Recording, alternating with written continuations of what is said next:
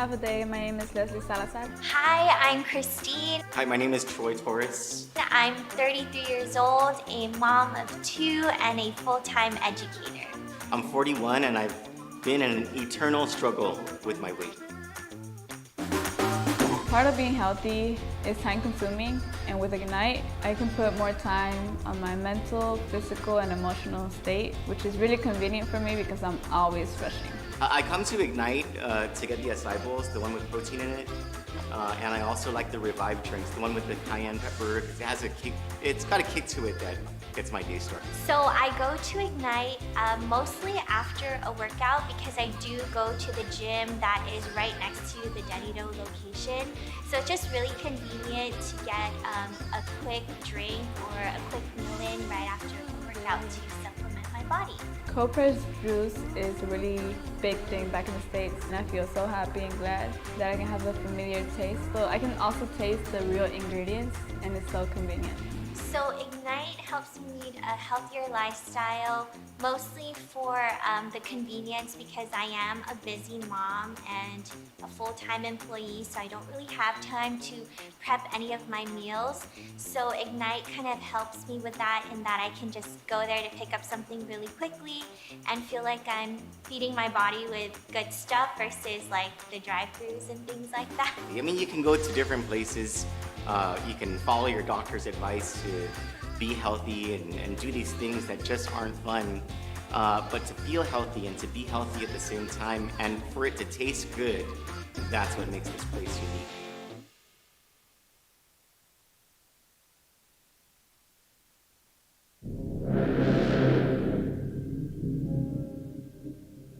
We have to all work together because we do need to deter crime.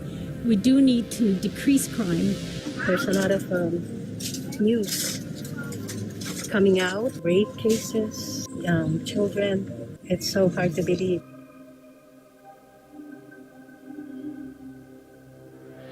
I'm Felix Camacho, and I approve this message. Tom Fisher was a Peace Corps volunteer and an educator in the jungles of Central Africa. He went from educating children in impoverished nations to serving our nation in the United States Navy. Tom's legal expertise took him from the military courtroom as a judge advocate general to the courts of Guam, where he has spent 3 decades representing our Manumco and our less fortunate. Tom Fisher knows the law. He'll be a great lawmaker. Let's vote Attorney Thomas Fisher for Senator. I'm Tom Fisher, and I approve this message.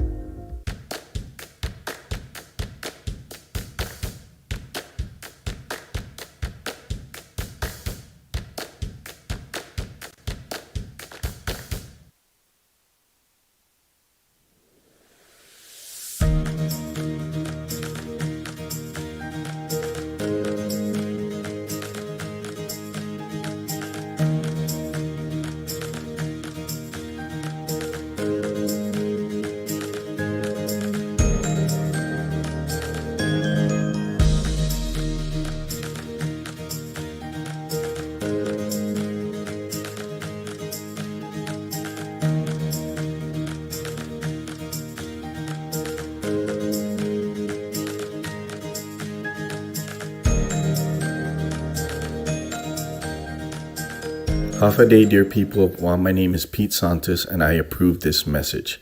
I am the only candidate that's running for Attorney General that has the proven track record, the required skills, and the leadership ability to make Guam safe again.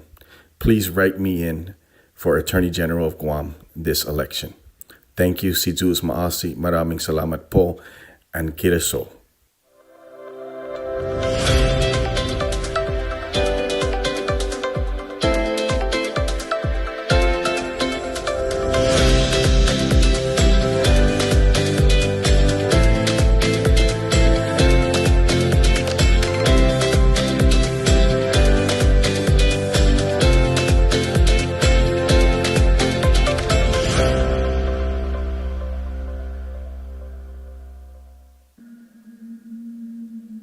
Right now, we are seeing a rise in energy prices. We feel it at the pump, at the store, or each time we get our CUC bill. This is causing everyone to make difficult choices.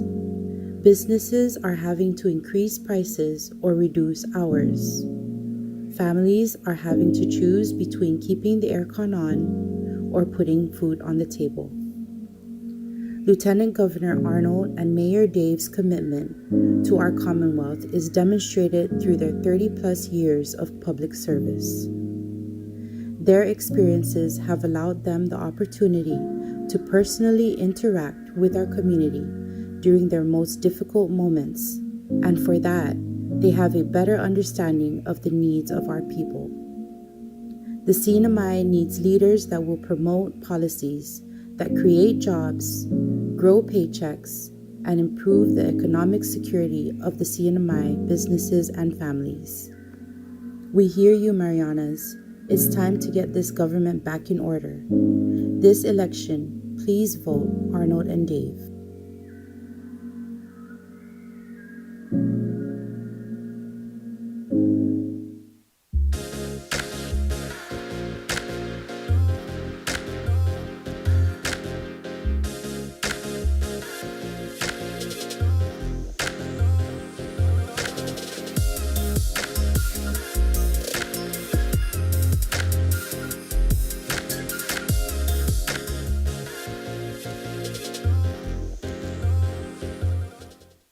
Half a day. I'm Elaine Tamanyao Johnson and I'm voting for Joe S. San Augustine. Woo-hoo! Half a day. Guahu si Joe Mesngun. Kugagagaham du Toru para un fanbota si Joe S. San Augustine para senador. Half a day. I'm Crystal Augustine. I'm from Palacios and I'm voting for Joe. Ako si Winston Ilisito. Iboto natin si Joe San Agustin for Senator. Mamuhay! I'm Senator Joe Shimizu San Augustine, and I approve this message. Many accolades and celebrations.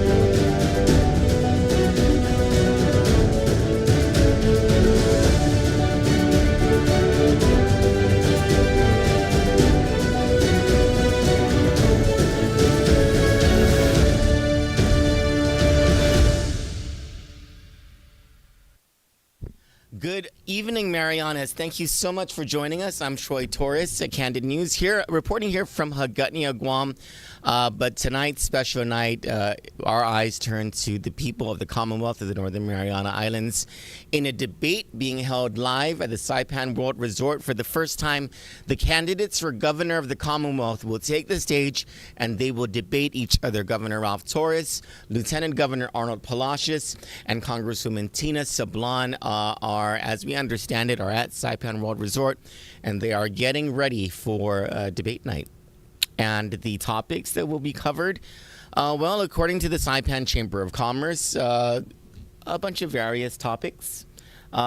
Missing notably from the lineup are two very important critical issues to the people of the Commonwealth, one being corruption and the other being crime. But we'll see. We'll see how the candidates are able to weave those discussions into the various other topics, considering that, well, Lieutenant Governor Arnold Palacios and Congresswoman Tina Sablan both have said that part of the reason that they're running is because of the allegations of corruption against the Torres administration. It's a big reason why Lieutenant Governor Arnold Palacios broke away from his former running mate, Governor Ralph Torres.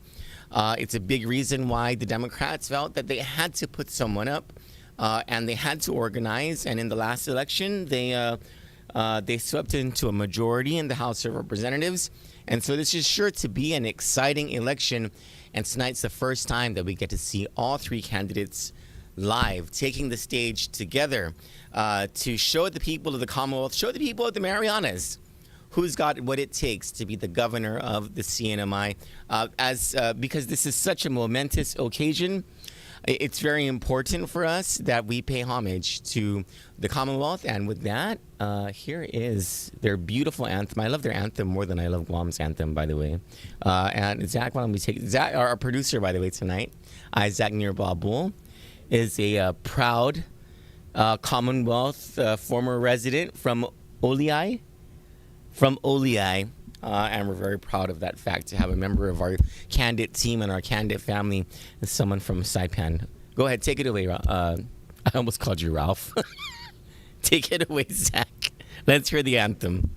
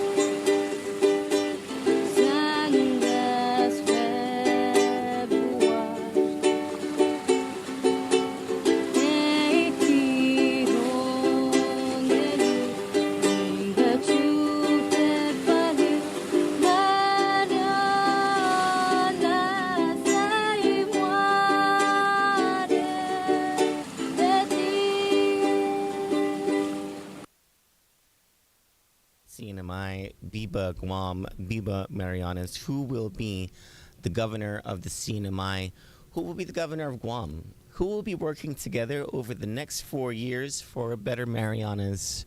On Guam, will it be Lulian Guerrero or Felix Camacho? In the CNMI, will it be Ralph Torres, Arnold Palacios, or Tina Sablan?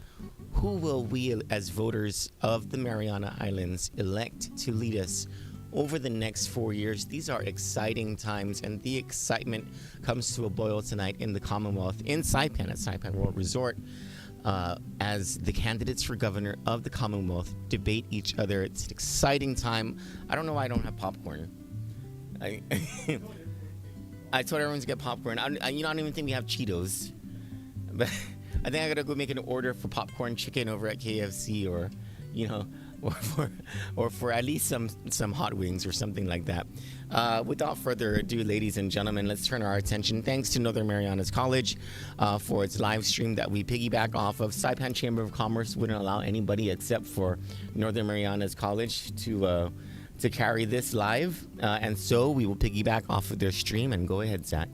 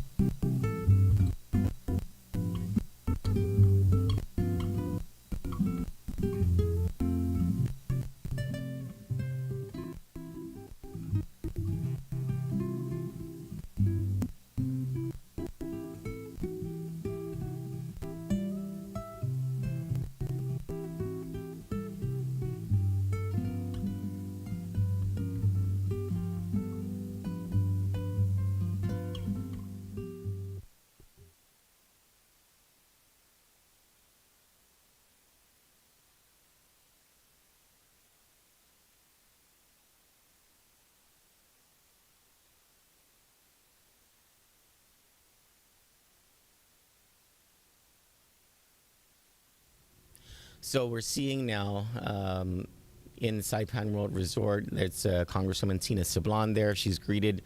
Looks like her supporters there in the crowd. I saw Congressman Richard Tudela. There's our favorite Fabian Indalecio. Earlier we saw Governor Ralph Torres and one of his brothers. The room looks packed.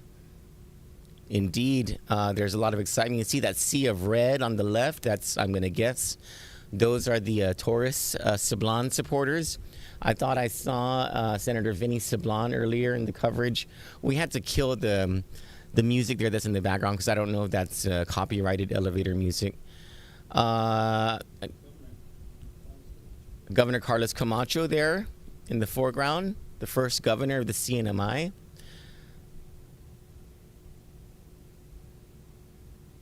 Biba Marianas. Look at the excitement that's in the air. I can't hear what anyone's saying, but you can just by looking at the crowd, the excitement is palpable. And it looks like it's hot too because people are waving their fans. Governor Fitial, where I don't see him. Oh yeah, there he is. There's Governor Ben Fitial. This looks like the Palacios side of the room, right? This is the Palacios Apatang side of the room. I guess they're in the middle, and on the right side would be the Sablan Staffler side of the room. Was that Lieutenant Governor Arnold Palacios that was in the front? Yeah, Lieutenant Governor Arnold Palacios right there in the front in the Marmar. Do they call it Marmar in CNMI, Zach? Or do they call it something else? The tourist name is Marmar, right? The Carolinians call it what? Mwa? Mwa. Okay. How much you want to bet a lot of us here on Guam thought Marmar was a Chamorro word from Guam?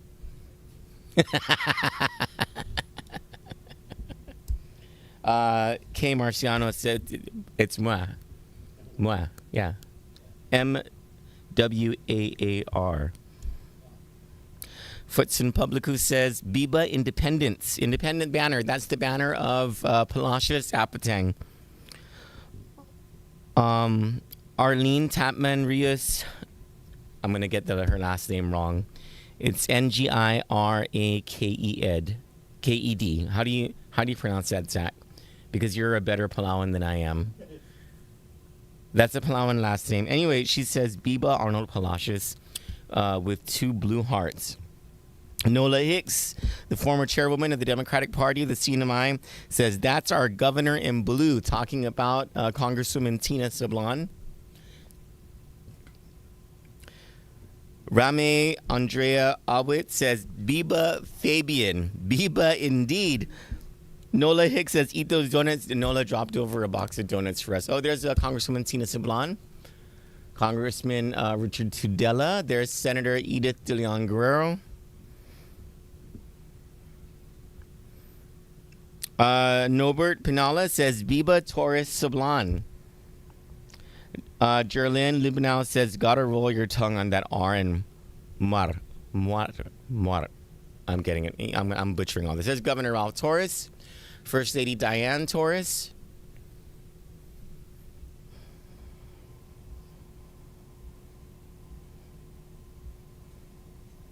People are expressing who they're supporting in the debate on our feed. Comments away, people. And we are not going to censor any of your comments so long as you're not putting up pictures of other people's children without permission, as long as you're not expressing violence or rape or anything like that. If you want to attack the record of someone you don't like, if you want to promote the record of someone you like, please, you're welcome to do so in the comments. We do appreciate a civil discourse, but we at Kandit do not believe in censoring unless we're censoring against violence, unless we're censoring against harm that's brought to children. We see on the Democratic side, there's Congresswoman Sheila Babalta there. There's our favorite, Fabian Indalecio. I've never met Fabian in person, but I love him. There's Governor Ralph Torres again, First Lady Diane Torres. Which brother is that? Is that Vince Torres? There's Lieutenant Governor Arnold Palacios, Representative Karina Magofnia.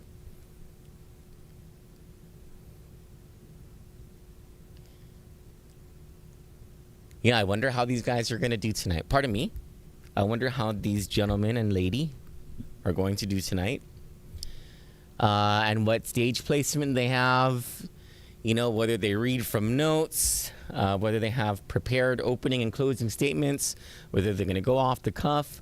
How much of this debate will be held among the candidates in the Chamorro language? We understand that Congresswoman Sablan is not a fluent Chamorro speaker, but the other two are. Perhaps the other two would take that to their advantage. I don't know. Let's see how this all happens, how this all unfolds. Also, what are the questions? There were topic areas given by the Saipan Chamber of Commerce. And the questions are supposed to be a secret. I think that's Jack Torres, right on the left. Yeah, that's Jack Torres, the brother.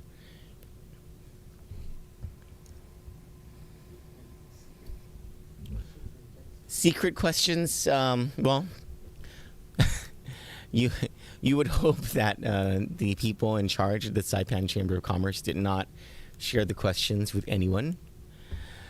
But I mean, come on. Come on. Futson Publico says, Kandit should host a debate. We'd like to.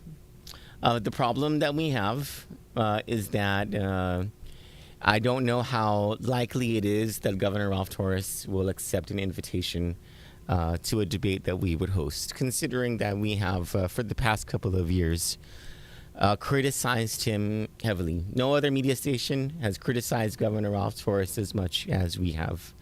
And so, sometimes bringing the truth to people does not make you very popular with others, right?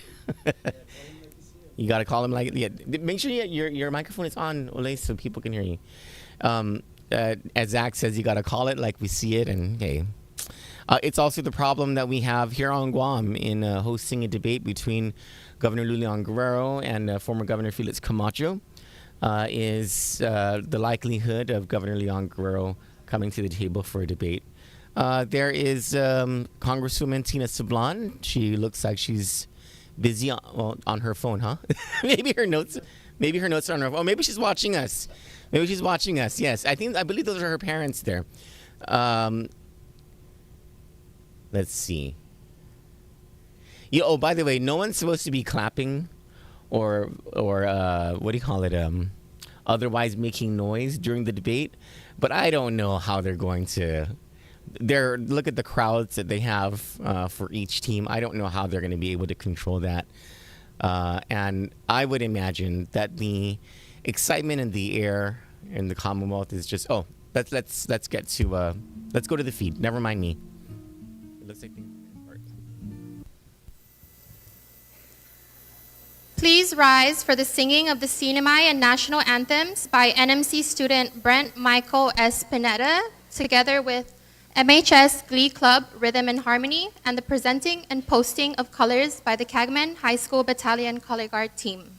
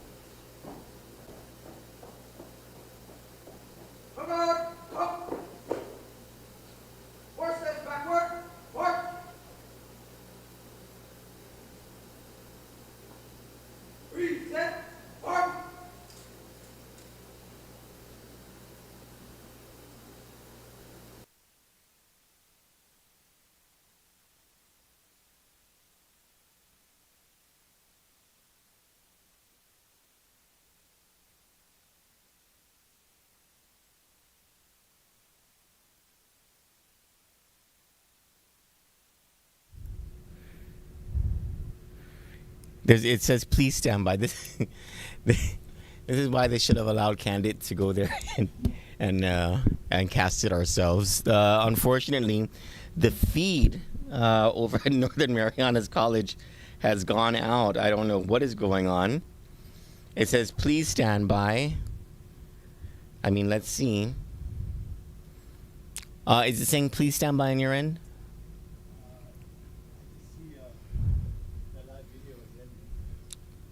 The live video has ended. Oh my goodness. Something has gone on with the feed over there. And this is why the Saipan Chamber of Commerce should have allowed all media. You gotta please stand by. Pardon us, folks. It's not our cameras there, we promise. Oh, goodness. All right, let's just stand by.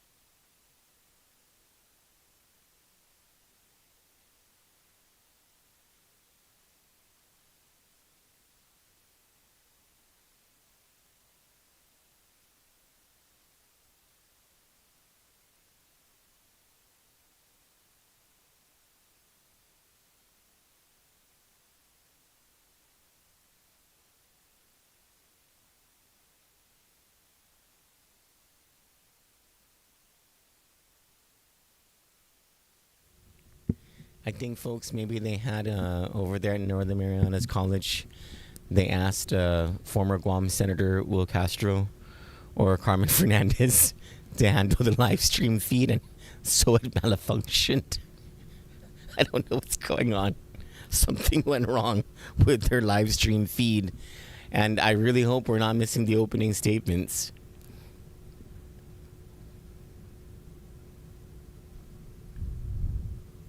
Oh my goodness, what a terrible time for the feed to go off.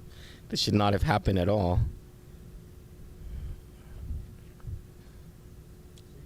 We're,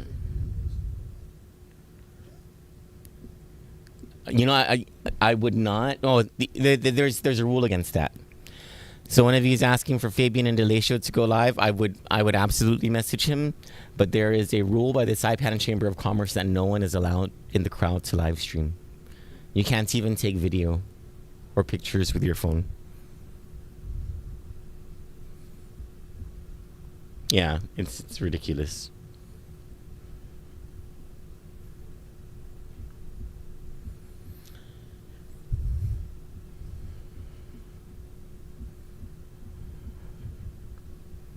I don't know what's happening, folks. I would apologize on behalf of Northern Marianas College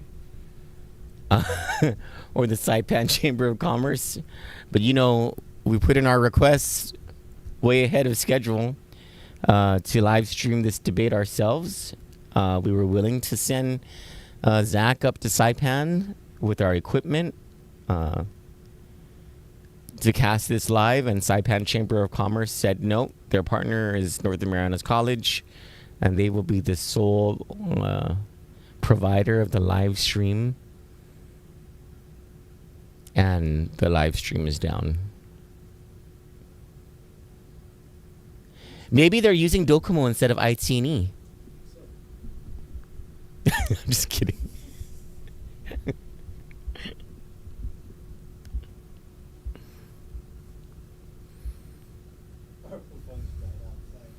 ARPA funds. It says they're on now. Melvin Magnolia Jr. says it's on now. I don't see it though. We're on the stream, and I'm not seeing it. The chamber has a page? Okay, let's look for it. Oh, hold on, because I'm looking on my own. Saipan Chamber of Commerce.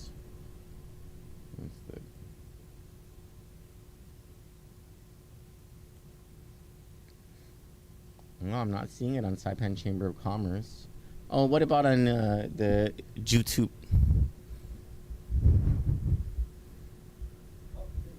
Oh, here we go. All right. Isn't this old? This looks like is this a loop or what? Or did they retire the colors? They looped it? Oh, okay. Can you make it louder? Okay, don't play the elevator music. Oh, there's Patty Arroyo, the host of the show.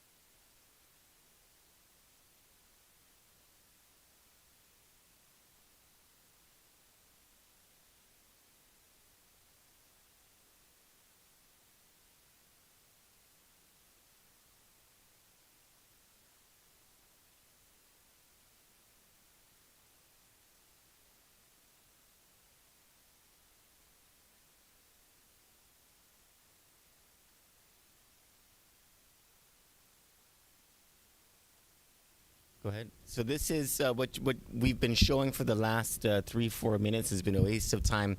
We're going to switch now to the correct feed. It looks like Northern Marianas College had to reboot their system and have a whole new feed. Zach is putting it up right now. We apologize to you. It looks like they're in introductions of Patty Arroyo, the debate moderator. Go ahead, Zach. And to Patty's right is Dr. Nelson Crum and Donna Crum of Paradise Dental, who will be our timekeeper for this debate. Please help me give them a warm round of applause.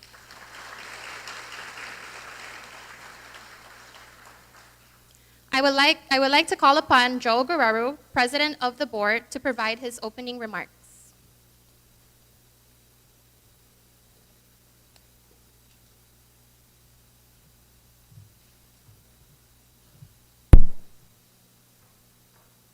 Check. Mic check. Half a day is a Tirawami. I'd first like to begin by acknowledging the co-founder of the Saipan Chamber of Commerce many, many years ago, Uncle David Sablan.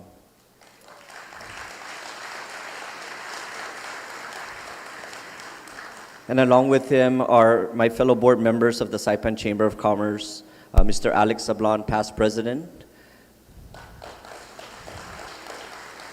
Past President Vilma Palacios, Director Janice Tenorio, Director Marcia Calvo, Director Joshua Weiss,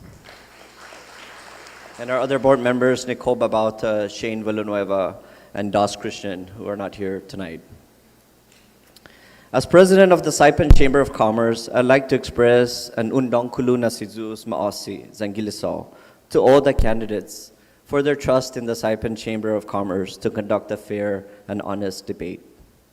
To their families and supporters, chamber members, and everyone else watching online to witness this much anticipated gubernatorial debate, thank you. In 1959, nearly 20 years before the Commonwealth of the Northern Mariana Islands was formed, a group of entrepreneurs, approximately 18, including Uncle Dave Sablan and the late Jose C. Tenorio Joten, started to gather. And about 10 years later, 1968, again, a decade before the Commonwealth was formed, they incorporated the Saipan Chamber of Commerce. Joten was its first president. In 1978, the Commonwealth of the Northern Mariana Islands was officially established, adopting a representative democracy form of government, patterned in large part to the United States of America. A representative democracy is one where its citizens select, by way of free and fair elections, their government leaders. Today, many countries from all regions of the globe are increasingly trying to integrate candidate debates into their electoral process. Behind this global trend is the conviction that debates benefit emerging traditional and as well as emerging democracies in many ways. Debates are designed to help voters make informed choices, focusing candidates on policy issues rather than personality, religion, or ethnic loyalties, and hold elected officials to their campaign promises. Today is no different. As proud citizens of the United States of America and residents of the Commonwealth of the Northern Mariana Islands, let us embrace democracy as well as our constitutional rights, including the right of free assembly, freedom of the press, and free speech. Let us look toward all three gubernatorial candidates before us with an open mind to hear how they plan to serve us and all who call the Northern Marianas home. Si Zeus Maasi Kiliso.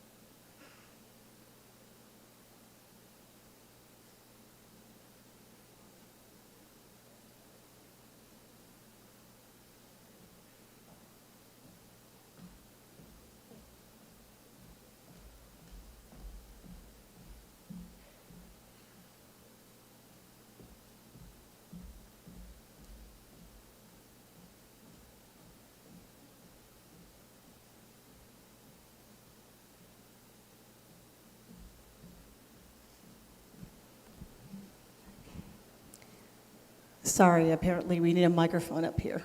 Apologize for that. But thank you, President Joe. Before we begin the debate, allow me to briefly go over some rules and the format. Candidates shall be addressed as Mr. or Miss, as is customary. Candidates will each be given 2 minutes for opening statements and 3 minutes for closing statements. The order of opening and closing statements based on the Commonwealth Election Committee's ballot number assignment, which is as follows. Number 1, Ms. Sablan. Number 2, Mr. Palacios. And number 3, Mr. Torres. Candidates shall adhere to all time limits on statements, answers, rebuttals, and responses. Time limits will be strictly enforced.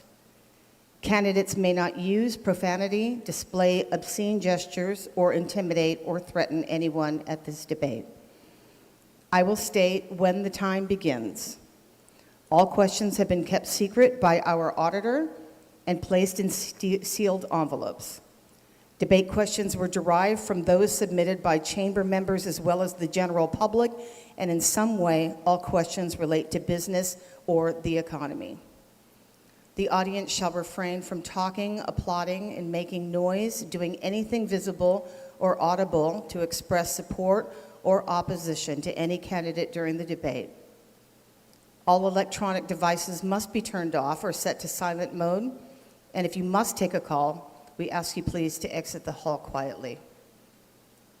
The use of mobile phones or devices to take videos and photos is not permitted. Violations will unfortunately prompt immediate removal from the debate venue. Timekeepers will be present to keep time of each candidate's response. Timekeepers will have cue cards that will read 60 seconds, 30 seconds, 15 seconds, and stop. And it'll be accompanied by a bell ring. There's his job. That's his job. So let me allow me to introduce your gubernatorial candidates for the Commonwealth of Northern Mariana's upcoming November election. Ms. Christina Sablan graduated with a master's degree from the University of Hawaii in 2016 with a concentration on urban and regional planning with a graduate certificate in conflict resolution. She served 3 terms as a legislator under the CNMI House of Representatives and chairs the Health and Welfare Committee. Prior to this, she worked as environmental specialist and waste reduction coordinator at the CNMI Division of Environmental Quality. She is the daughter of Eugenio and Carmela Sablan, a godmother to 3, auntie to many, and enjoys karaoke during her free time. Mr. Arnold Palacios graduated from Portland State University with a Bachelor of Science degree in Business Administration. He currently serves as the CNMI's Lieutenant Governor and has 20 years in public service with the CNMI legislature, including House Speaker in the 15th legislature and as Senate President for the 20th legislature. Prior to this, he served as Director of the Division of Fish and Wildlife and Secretary of Department of Land and Natural Resources. He is married to Maria Huela Sablan Palacios, and together they have 4 children and 6 grandchildren. He enjoys playing golf, but that has recently been replaced with playtime with his grandchildren. Mr. Ralph Torres graduated from Boise State University with a bachelor's degree in political science. He currently serves as the 9th CNMI governor.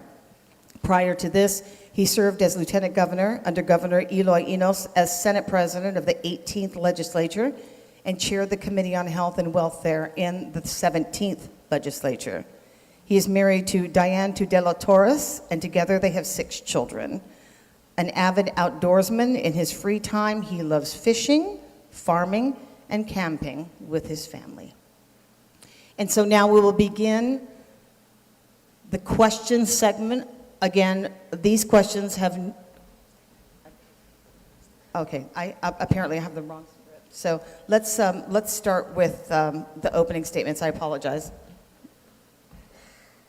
And we will begin with Ms. Sablan.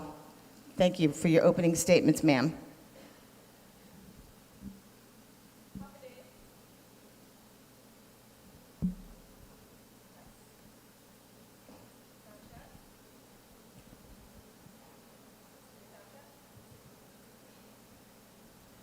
How did we know this was going to happen? No. That the microphone wasn't going to work when either Sound Tina check? Sablan or Arnold Palacios would speak. Hafide. I hope they're not tolling Zero, her. I hope they're Paisyo, tolling her time right now. Magandang And gabi this po, is not counting and good toward the evening. 2 minutes. What is going on? When the people of the Marianas voted 50 years ago for the covenant, we began our journey to fulfill the promise of self-government, of a closer relationship with the United States, and a decent standard of living for all. We emerged from the darkness of war, centuries of colonial occupation, generations of trauma, and we moved into the light of hope for a bright and beautiful future. The founding mothers and fathers of this Commonwealth had big dreams, and we should too. Ladies and gentlemen, our Commonwealth is at a crossroads, and there is so much at stake in this election. We have important decisions to make about our leadership in government and the kind of future we want for our Commonwealth. We can choose the status quo. We now have a governor who's been raided by the FBI, impeached by the House, and is facing criminal charges. We have a failed, unfinished casino in the heart of Garapan, and an administration that's run deficits for 6 straight years and is still spending money like there's no tomorrow. We can choose the same old leadership, and we will get the same old school politics. Or we can choose to change. Layla Fleming Staffler and I are running to be your next governor and lieutenant governor because we recognize the need for change is now, if we are to have hope again for that bright and beautiful future. And when we talk about change, we're talking about good governance, because you deserve a government that is fair, honest, and fiscally responsible, and leaders that you can trust. That is the good governance that a Sablan Staffler administration will deliver. Thank you.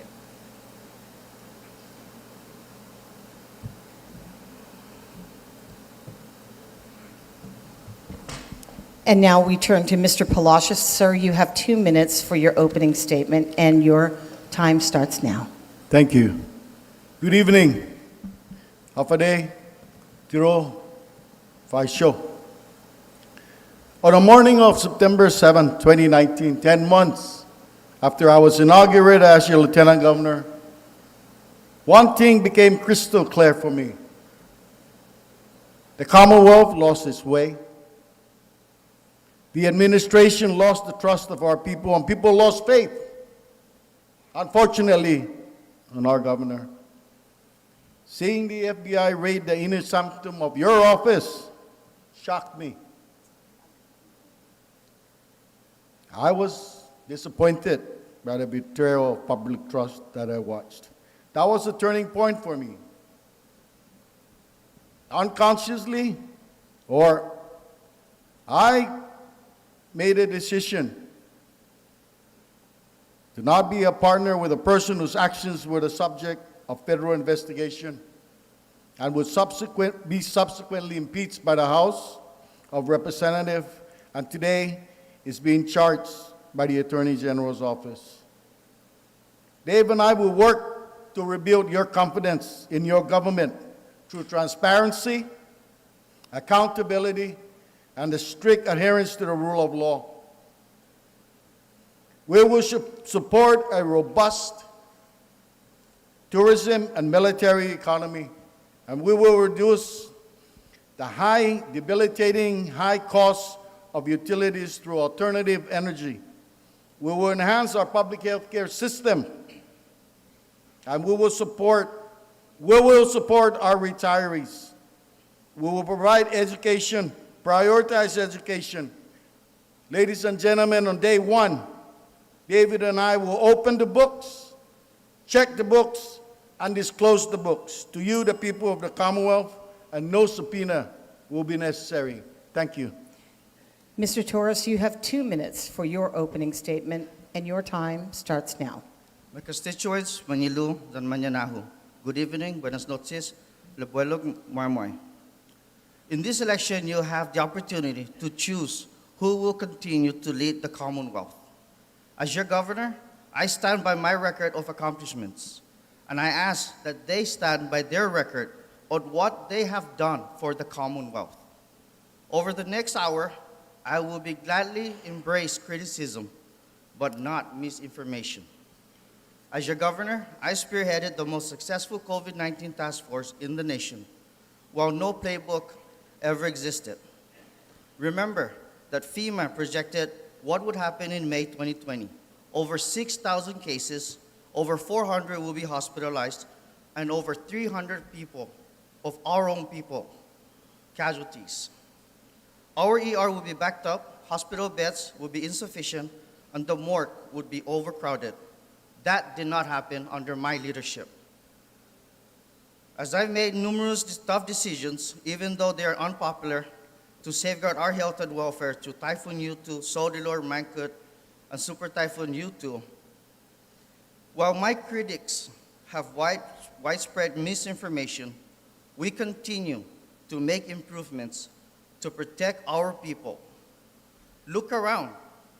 CIP projects, 100% retirement plus bonuses, Pacific mini games, CODA, substance abuse, airlines, tourism, and diversification of our economy. As we grow through tonight's debate, remember that my track record of progress and success speaks for itself. Thank you, Giliso. Maraming salamat po. And si Zeus Mahasi. Thank you, candidates, for your opening statement. We will now proceed to our question segment of the debate. Again, these are all sealed, and we have not had any access to them, so give me a second to open this up.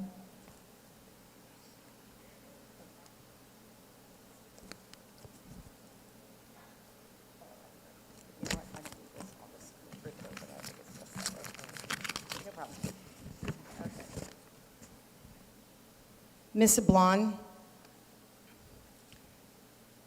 various waste management initiatives have surfaced, including banning of plastic bags, limiting the use of styrofoam containers, and universal garbage collection. What are your plans to address solid waste management throughout the CNMI to keep our islands clean for our residents as potential investors? Ma'am, you have 2 minutes. Thank you. This is a subject that's very near and dear to my heart, having served as a waste reduction and recycling coordinator years and years ago for the Division of Environmental Quality. And solid waste management is a huge, huge part of our plans for economic development and infrastructure development for public health and for a cleaner environment. I support a ban or restrictions on plastic bags and styrofoam. We are one of the last places in the Pacific to not do that yet. We have passed legislation a number of times in the House, thanks to the efforts of Representative Sheila Babata, who chairs our Natural Resources Committee. And we continue to try to get it out of the Senate. And as for what we really need, CNMI-wide, Saipan, Tinian, and Rhoda is a comprehensive system of solid waste management that includes sanitary landfills, which Congressman Kilili Sablan, thanks to his efforts, we have funding to help especially our neighbor islands of Tinian and Rhoda develop sanitary landfills, and as well as transfer stations. But we need a more comprehensive program that includes collection, waste reduction, recycling, and then proper disposal. And part of our Sablan Staffler Administration's plans will be to pursue that system and make collection, universal collection available to everybody, including our low-income families who may need that assistance. Thank you. Mr. Palacios, Thank you. You have 1 minute for rebuttal. Your time starts One of now. my first legislation when I entered the House of Representatives in the 13th legislature was to put together a legislation that will provide the revenue stream for the operation, the new landfill, the beautification tax. Today, we are very fortunate that Congressman Kilili had given us last year $56 million for solid waste issues. That is what we need. We need to get off our seat and do something, because today, Tinian has a transfer station but doesn't have a landfill. Rota has a dump and needs to be addressed. Saipan, we're still trying to address the overfill of the landfill. Dave and I will make sure that we do what is necessary with the resources that we have. Thank you. Mr. Torres, you have 1 minute for rebuttal. Your time starts now. Nothing is more important than the environment. Nothing. And that people travel here around the world, spending thousands of dollars. And that is through the Governor's Economic Council came up with the universal garbage collection. That is action. That will address all these concerns that we have here, including Rhoda, including Tinian. When you want something done, you need something that's comprehensive for the entire Commonwealth. And I am proud to announce that we have done that, and we continue to do that. I also want to thank CRM, BCQ, for having the action of citation and giving everybody that was violating this. To everyone here, whether you're businesses or tourists, I ask that you continue to take care of our environment, because this is what we have. Again, as governor, we continue to make sure that our environment is taken care of. Thank you. Ms. Sablan, you have 30 seconds to rebuttal. Your time starts now. Thank you. There has been a lot of talk for many years about the need for a universal solid waste collection system. Talking about it doesn't equate to action. The fact is that we still have open dump sites on Tinian and Rhoda. We still have a landfill that is failing and that we need to address. And that's where we need action, and that's what a Sablan Staffler administration will address and prioritize. This is the second question, and this will be directed to Mr. Palacios. Reports have shown that many high school graduates leave the CNMI for various reasons, including the pursuit of higher education and military service. How would your administration entice them to return to the CNMI and join your local workforce? You have 2 minutes, and your time starts now. One of the biggest reasons why a lot of our students, after graduating from college, do not return home is the lack of opportunity and the low pay scale that we provide. As governor, we will take a look at raising the minimum wage. I know that is probably going to be something very unpopular with the Chamber of Commerce, but at the end of the day, do we want to continue sending our kids to school and not coming back home? We need to provide them with that opportunity. Let's be honest about this. We've spent so many millions of dollars in scholarships and financial aid to our children, and many of them do not have the same opportunity that they see in the United States or in Hawaii or in Guam, for that matter. We need to give them the opportunity to come home. I came home.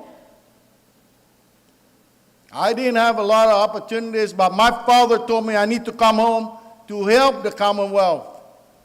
After finishing college, I wanted to stay in the States because the opportunities were there. So we need to provide them all employment opportunities. And today, we have actually a lot of college graduates, military leaders that have come home because, they want to help the Commonwealth and provide also lifting our society and our community through their education that we have invested in. Thank you. Mr. Torres, you have 1 minute for rebuttal. Your time starts now. Of course, in order for us to entice our students, our kids to come back, you need to build a strong economy. That's exactly what my administration has been doing to bring back the economy. We have new airlines coming in. You have airlines that came in, and we are working to increase that tourist source by increasing over to Australia. Folks, if we increase our tourism to Japan, Korea, Australia, and any other travel source, those investors will also invest here in the CNMI. And I've been proud to say that we need to continue to support NMTI and support our locals here. At the same time, we have DOD, $165 million. That's a project that our folks from the States can come back and realize that there is opportunities here. And that's exactly what Vinny and I will continue to advocate for, sources here that will bring our kids opportunity here and abroad. Thank you. Ms. Sablan, you have 1 minute for rebuttal, and your time starts now. A strong workforce is key to economic development.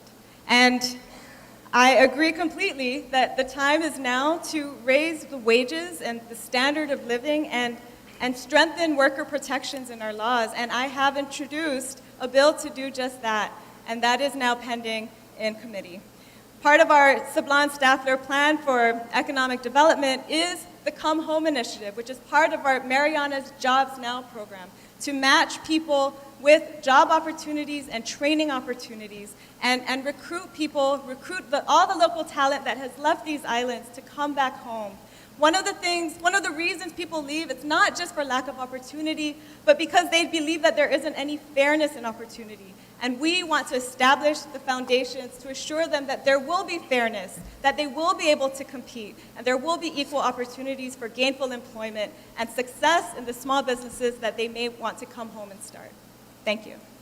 Mr. Palacios, you have 30 seconds to rebuttal, and your time starts now. Thank you. Yeah. Yes, it all falls on the economy and opportunities. And I know that the governor unfortunately said that the economy is doing great. Unfortunately, despite that, we have no economy today. The only economy we can talk about is one that is on federal support, federal life support. That is not an economy. And under the Apatang, Palacios Apatang. Thank you, Mr. Palacios. Your time has ended, sir. Now we're on to our third question, and this is directed to Mr. Torres. Investors, as well as visitors, coming to Saipan for the first time, may see blighted buildings scattered throughout the island, with clean and aesthetically pleasing surroundings being important to investors, visitors, and residents alike. How do you plan to address the aesthetics issue and enforce Saipan zoning regulations, such as the Nuisance Abatement and Blighted Property Maintenance Act of 2018? Sir, you have 2 minutes and your time starts now. I understand how important it is to entice our new investors to come in. There's a lot to offer here. There are challenges. Yes, we do have zoning, but zoning is also there to provide and educate and enforce what the law is being implemented or being proposed. We need to continue to bring in new investors to show them what Sinamay has to offer. Yes, our beauty. And we're working on making sure that there's better access and better resources and permitting and so forth so that it'll be business friendly. At the same time, I would like to also give new investors an incentive, perhaps even tax break, new money to come in, an incentive to employ new employment here in the Sinamay. Thank you. Ms. Sablan, you have 1 minute for rebuttal, and your time starts now. Thank you. Well, first of all, zoning needs to come out with the regulations to enforce the Blighted Properties Act. That has been pending for a long time, and we just need to do it. That's part of it, enforcement. Second, I'd like to bring up the big white elephant in the room that's actually in Garapan, the hugest blighted building on this island in the heart of our tourist district, the casino, and the failure that represents. And the responsibility for that blight falls squarely on this administration. Let's be honest about that. It's a failure. And it's probably structurally unsafe at this point. And we need to do something about that. And in our administration, we will have to assess the structural viability of that blighted building. Before we can move forward with revitalizing Garapan, we have to address that elephant in the room. Thank you. Mr. Palacios, you have 1 minute for rebuttal, and your time starts now. Thank you.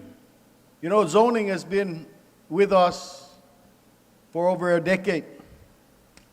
I was in the legislature when the Saipan delegation passed the blighted property legislation. And I appreciate that question, because here we are asking, going out looking for investors, and the first thing that investors look at is, wow, this place is dirty. There doesn't seem to be any order.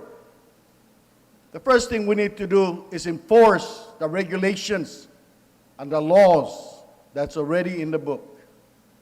We need to give zoning the resources that they need and hold them accountable to enforcing the regulations as it is supposed to be done. Thank you. Mr. Torres, you have now 30 seconds to rebuttal. Your time starts now. I agree. We do need to enforce, and we have been doing that as much as we can. And all those private sectors, I also ask that when you violate and our regulators come and give you a citation, you need to continue to follow that as well. We are beautiful islands here. We need to continue to maintain that, but everybody needs to do their part. Thank you. This next question is directed to Ms. Sablan. A healthy population generates a productive workforce. Studies show that the CNMI has higher rates of non-communicable diseases such as diabetes, obesity, and high blood pressure. How would your administration support and promote a healthier CNMI? Health is wealth, and our administration will take a holistic approach to caring for the health of our community. And it starts with funding our healthcare system. This administration has been atrociously delayed in transferring funds that we have appropriated and funds that have been allocated from ARPA for our healthcare system. Millions are owed. They may dispute the numbers, but we all agree that millions are owed to CHCC going back years. As for how we combat the problem of NCDs, diabetes, cancer, heart disease, we also need to raise revenues to support public health initiatives in the Commonwealth. And I support doing so through tax policies, effective taxation to combat the scourge of NCDs that's killing our people. We've introduced legislation for tobacco taxation, and we've worked with the Commonwealth Healthcare Corporation and advocates for sugar-sweetened beverages. Tobacco and sugar-sweetened beverages aren't necessities. We can tax them, and we know that they're huge risk factors for NCDs. Then we direct those revenues to CHC. My administration will also look at ways to expand access to insurance. Medicaid parity, working with our delegate to finally gain full parity in Medicaid in the way that we're treated in the Medicaid program in the Marianas. I'd also like to offer an affordable buy-in program through Medicaid, through the government's insurance program, and then promote healthy living, including mental health. This governor recently vetoed a critical piece of legislation that would have expanded access to mental health through telepsychology through the SIPAC Interstate Compact. We will keep pushing for that, and I will sign that legislation when I am governor. Mr. Palacios, you have 1 minute for rebuttal, and your time starts now. Thank you. Public health is a big issue, and thank you for pointing that out. Obviously, it's prevention. One of the reasons why we have a lot of these NCDs growing up on Saipan, we didn't have this much NCDs, diabetes. Why? Because we eat right, and our people exercise. They fish, they farm, they clean around. Isn't it unfortunate that today we don't even have sports as a curriculum in our schools? That should be put back. I will support, Dave and I will support everything and anything that our public health care service asks for us to make, including giving them the resources, again, that they need. Thank you. Thank you. Mr. Torres, you have 1 minute for rebuttal, and your time starts now. Thank you. You know, talk about health. We have Fit to Lead. We have, right now, we are doing that. I've given every government employee 2 hours a week, 2 hours a week to do physical health or mental health. I think that's doing a great job for everyone. Second, Ms. Tina says something about reduction. I don't see any bill that she has introduced in the last 2 years that increases budget or addresses health care. And you want to talk about incentivizing athletes? This is the only administration that have ever given athletes during Pacific Mini Games an incentive when they give gold, silver, or bronze. Because I believe every athlete who raises the CNMA flag is priceless. Thank you. Ms. Sablan, you have 30 seconds to rebuttal, and your time starts now. Thank you. I'd like to run through the list of bills that I have introduced to promote health care in the CNMI. That includes tobacco taxation, which now sits in the Senate, a bill to establish a health network program within the CNMI to extend services to patients and connect them to CHCC's health network program, both on island and off island. And then, of course, the bill to improve and expand mental health services and access to mental health services for our people, which Governor Torres recently vetoed. This next question, the fifth, is directed to Mr. Palacios. The workforce is a critical component of any market economy. In view of the skilled manpower shortages in the Commonwealth, how do you plan to address this issue, given the annual decline of CW1 visas and this program set to end by 2030? I'm sorry, could you repeat the question, because there was some part that I did not. Absolutely, no problem. Thank you. The workforce is a critical component of any market economy. In view of the skilled manpower shortages in the Commonwealth, how do you plan to address this issue, given the annual decline of CW1 visas and this program set to end by 2030? Thank you.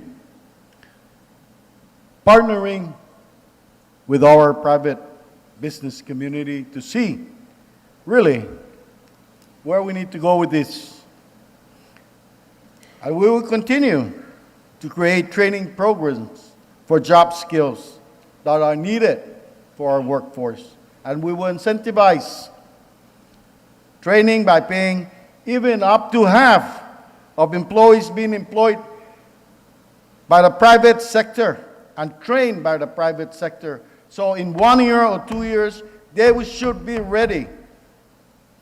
Ladies and gentlemen, let's be honest. The days of the CW status or program are numbered. Let's accept and embrace the HW visa and a pathway to improve status. We need to embrace that. The federal government gave us they carved out a unique CW program, but they gave us a sunset provision, 2029. Ladies and gentlemen, Guam is thriving with the ACE visa. Why can't we? The problem is we seem to be afraid and scaring ourselves. Today is the day we need to begin that. Congress told us, don't come to us again. They told us that Kilili is not going to help us with this because he helped us many times about this CW. We need to wake up, ladies and gentlemen. And I hope and I urge the chamber to take this task. Thank you, Mr. Palacios. Mr. Torres, you have 1 minute for rebuttal. Your time starts now. Nothing is more important than our U.S. workforce. Nothing. As much as we will, and I continue to support our contract workers, yes, under the contract workforce, it ends in 2029, 500 every year. We understand that. But even GAO said that even if you employ every U.S. citizen here that's eligible, we still need contract workers. That is a fact. And I am proud to say I have spent and invested at NMTI millions of dollars to continue to promote our own resources here. We have excellent resources here, working with NMC, PSS, our DOD, first phase, 165 million. I've been negotiating to make sure that the opportunity stays here in the Commonwealth, where our resources is you, our locals. Thank you. Ms. Sablan, you have 1 minute for rebuttal. Your time starts now. Layla and I envision all of our educational institutions working in concert, NMC, NMTech, and the public school system, as well as working in concert with the Labor Department and with employers to create pathways for training, for jobs, and for apprenticeships. We will build a robust apprenticeship program in our administration.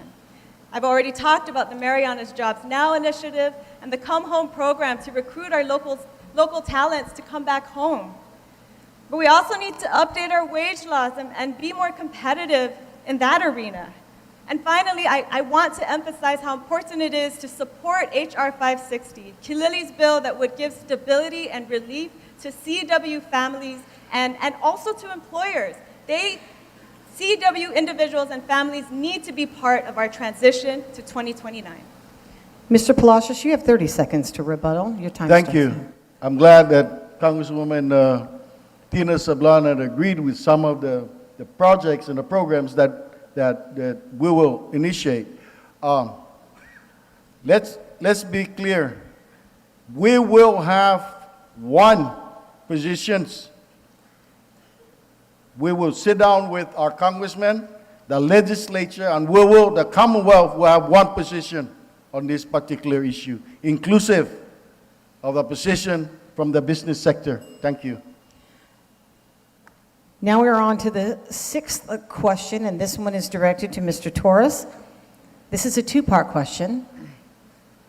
What do you plan to do with the unfinished Imperial Palace Casino Resort in Garapan?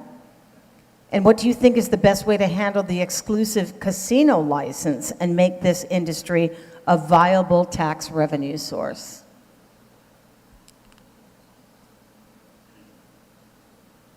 You have 2 minutes, sir. Your time starts now. Start now? Mr. Torres, yes, your time starts now. Our economy here, and I want to make this just for the record. I voted for the gaming industry for one reason and one reason only, is to protect all retirees, because that was the only industry that was able and willing to provide funds for our retirees. And we do have regulations to regulate our gaming industry.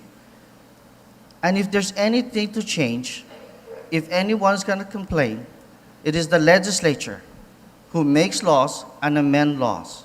I have not seen any bill to amend anything in regards to either gaming, whether to reduce it from exclusive or down to 3 or other business licenses.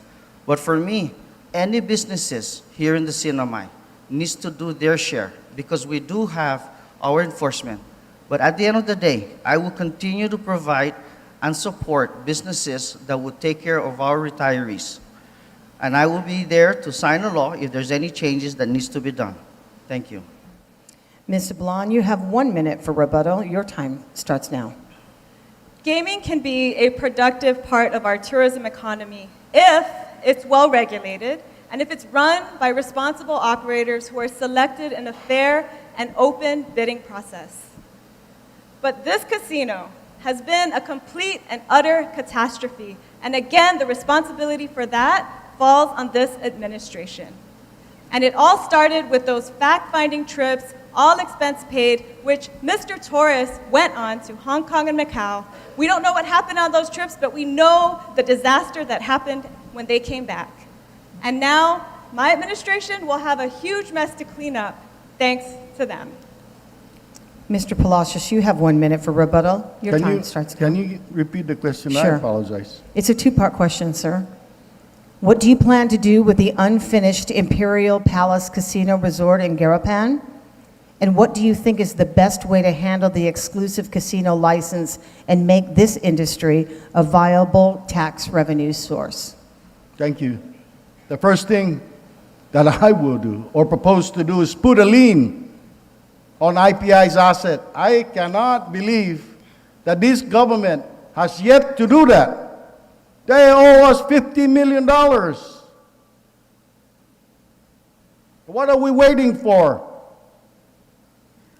The second thing, I'm going to open up and I'm going to abolish exclusive casino licenses and open up casino licenses and highly regulate them. We need to vet. This is a very sensitive industry, and we need to properly vet the applicants and the proposals that come in. It's unfortunate that this is where we're at with that casino. I hope that one day, soon, somebody is going to come up and make a proposal to take over that building, whether it's going to be a casino or something else. Thank you, Mr. Palacios. Mr. Torres, you have 30 seconds to rebuttal. Your time starts now. Well, casino is the most regulated industry in the world. And I am glad to say that we have Gaming Commission who has cited the industry, and it's already in court. It has that process moving forward. But you cannot change laws arbitrarily. You need laws to be passed by the legislature. And I urge the legislature to change the law so that I can implement that today. And I wish this law's been changed 2 years ago. Thank you. All right. You guys, how's your blood pressure? Everybody good? All right then. I know you all are back there going, holding your breath, so that's time to relieve ourselves. We're halfway through our question segment, and so we've got a 15-minute intermission. This is to allow you to use the restroom, comfort room, and of course there's refreshments that are outside, and we'll take a break for 15 minutes. Great. Thank you.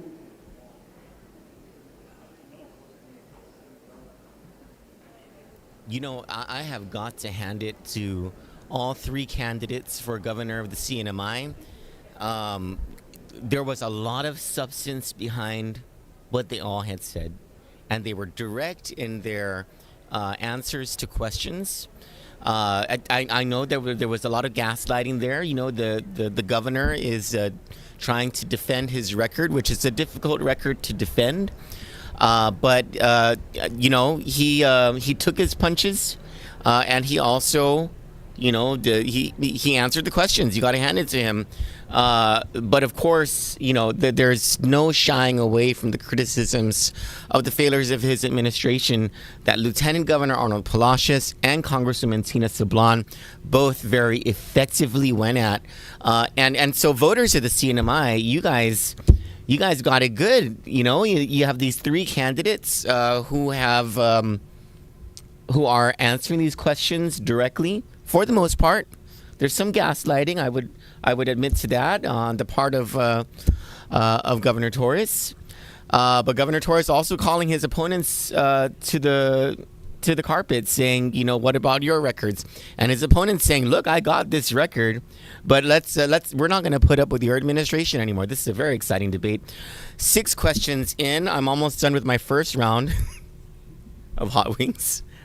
We don't have popcorn, and we don't have Cheetos. But Temi did go to KFC to get me some hot wings. Thank you, Temi. Thank you very much. And thank you all for your comments. It's getting very excited here. Blood pressure going up. Yep. Thank goodness there was questions about health. So you hear some proclamations being made. The if I were governor, or if you allow me to continue to be governor proclamations. One of them is Governor Ralph Torres saying in order to attract investors to the CNMI, he is proposing tax breaks. You hear Congresswoman Tina Sablan saying that she will introduce tax policy and work with Kilili to expand medical coverage, especially for the working poor. You heard Lieutenant Governor Arnold Palacios, you know, talking about a range of issues that he would like to discuss. We've been sending it out on WhatsApp and also posting it in our Facebook. The different exclamations that these candidates are making, and among them, Arnold Palacios saying, I'm going to raise the minimum wage. He says that's not going to be popular for you in the business community, but our people need to make more money here in the Commonwealth, especially after what we went through in the pandemic. Then you heard Congresswoman Tina Sablan saying, look at the casino. Let's not fail to address the white elephant in the room. And if I were a less Christian person, I would have a fat joke to add to that. But I can't, because I promised Jesus at the beginning of this year that I would stop telling fat jokes. I'm the best at fat jokes. I used to be. Anyway, so she says, let's not fail to address the big white elephant in the room, and that's the blighted casino in Garapan. And she just went straight for it. She said, look, Governor Torres, that's your fault. You went to Macau. You went on a junket paid for by the casino industry. Nobody knew what was said in those rooms, and when you came back, all hell broke loose, and look what we have now. If there was a shot fired in the first round of this debate, it was that. I'm going to throw it a break real soon, Zach, by the way.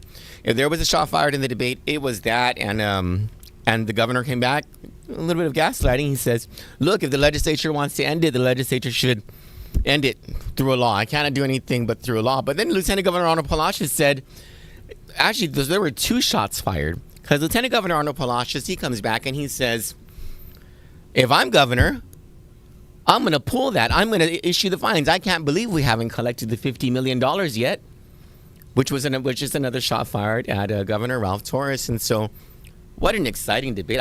I told you, I love CNMI more than Guam. Love. Everything about CNMI politics is just better. Their legislature is smarter and more efficient.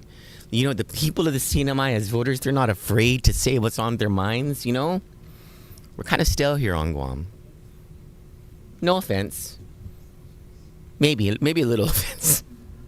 When we come back from this, we're gonna roam with the commercials because it's a 15-minute intermission. Stick with us. Thank you.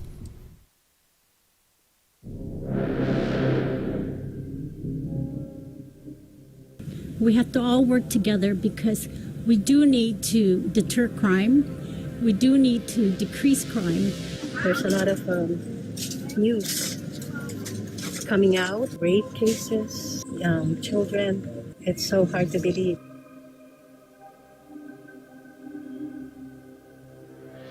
I'm Felix Camacho, and I approve this message. Have a day. My name is Leslie Salazar. Hi, I'm Christine. Hi, my name is Troy Torres. I'm 33 years old, a mom of 2, and a full-time educator.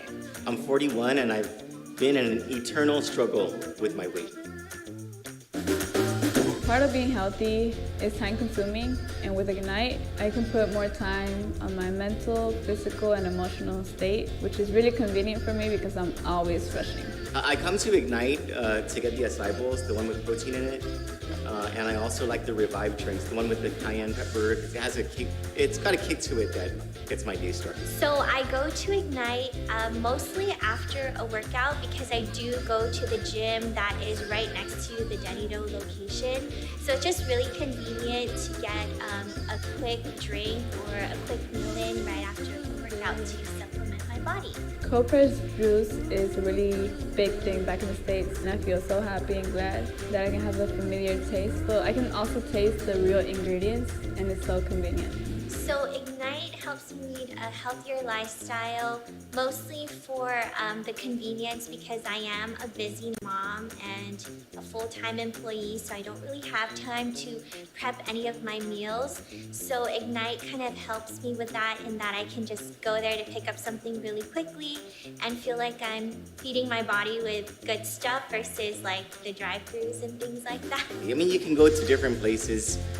You can follow your doctor's advice to be healthy and do these things that just aren't fun. But to feel healthy and to be healthy at the same time and for it to taste good, that's what makes this place unique.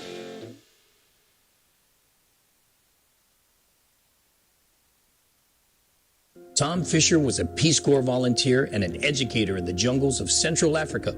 He went from educating children in impoverished nations to serving our nation in the United States Navy. Tom's legal expertise took him from the military courtroom as a judge advocate general to the courts of Guam, where he has spent 3 decades representing our Manumco and our less fortunate. Tom Fisher knows the law. He'll be a great lawmaker. Let's vote Attorney Thomas Fisher for Senator. I'm Tom Fisher, and I approve this message.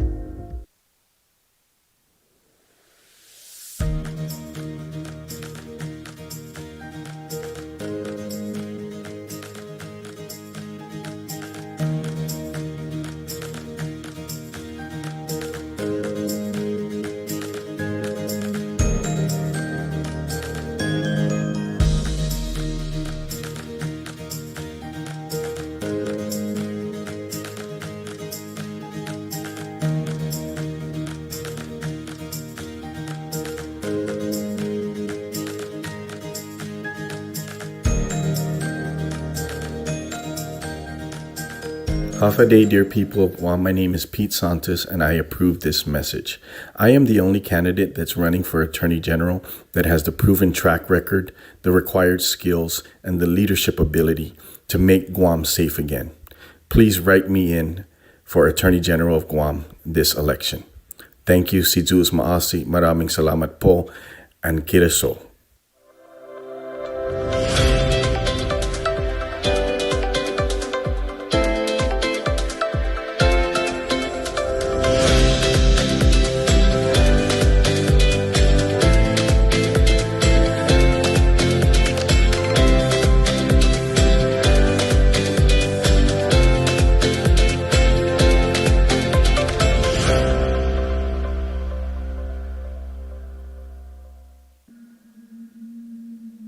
Right now, we are seeing a rise in energy prices.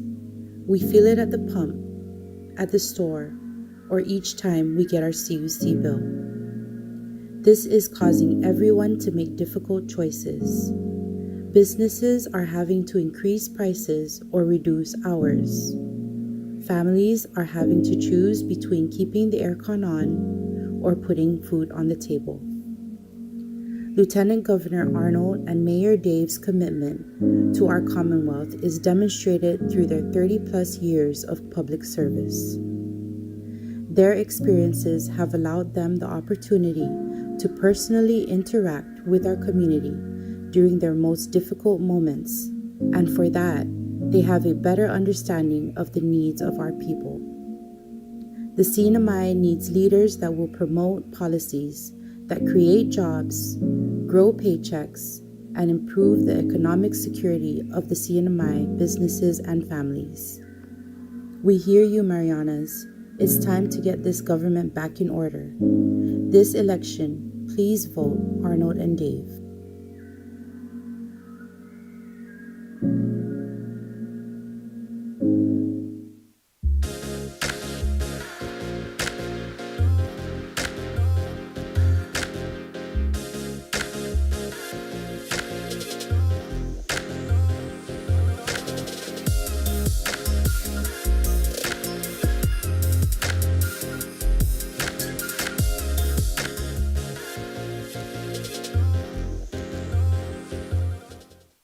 Hafa Day, ang Milaine Tamanyao Johnson, and I'm voting for Joe S. Sonagustin. Woo-hoo! Hafa Day, guahu si Joe Mesngun. Kugagaga hamdu toru para un fanbota si Joe S. Sonagustin para senador. Half a day, I'm Crystal Augustine. I'm from Palacios, and I'm voting for Joe. Ako si Winston Illicito. Iboto natin si Joe San Agustin for Senator. Mamuhay! I'm Senator Joe Shimizu San Augustine, and I approve this message.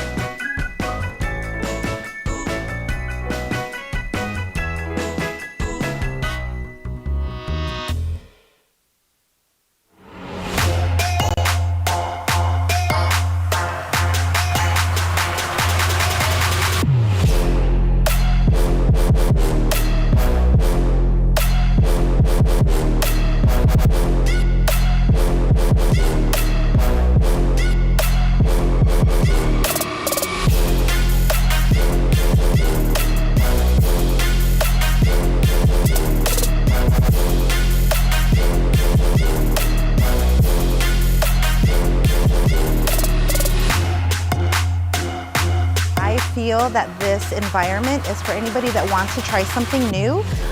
Whether it is CrossFit or powerlifting, we offer a safe space for someone who's never been athletically inclined to try something that they've never done before.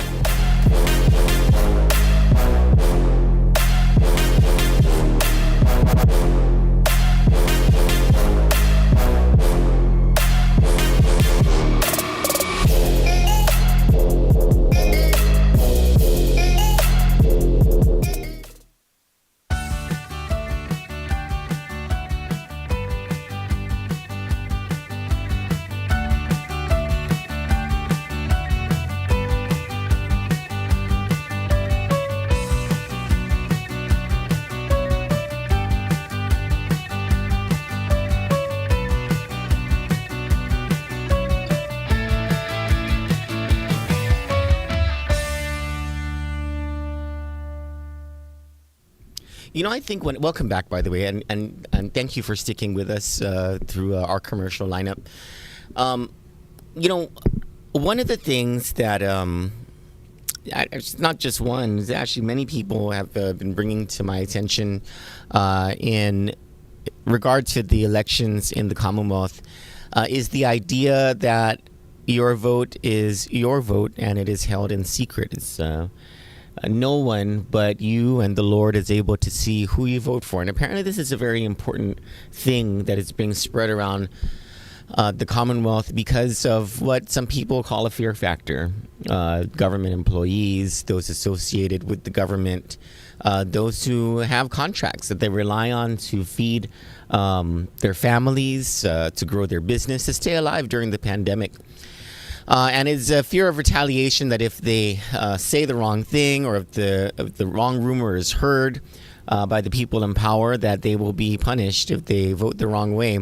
But the thing is that your vote is yours and only you and God sees who you vote for, no matter what you tell people. An interesting thing, though, that I won't say who this is, but many of you know who this person is. You know, someone in Saipan told me that he recently came across a voter who used to be vocal against the current administration. And this voter told my friend, said, you know, I have to be red with the Republicans because, you know, I got this and whatever from the administration. And the concept didn't prevail upon this voter that, you know, that money doesn't belong to the governor. That money, that's federal pandemic money. Kilili got that money for the Commonwealth. It is the governor's job and responsibility to ensure that that money, you know, goes to the greatest public benefit, et cetera, right? What prevailed upon this voter, and it's a scary concept because I think we see it prevailing on Guam as well, is this thought. And this is what this voter told my friend. He said, I'm Republican. I have to be Republican now because I have to do what's in the best interest of my family. And you know, I would hope that as we get closer to Election Day, what prevails upon us is that the correct decisions that we make happen in that ballot booth and nobody but you sees it. Let's go back to the debate.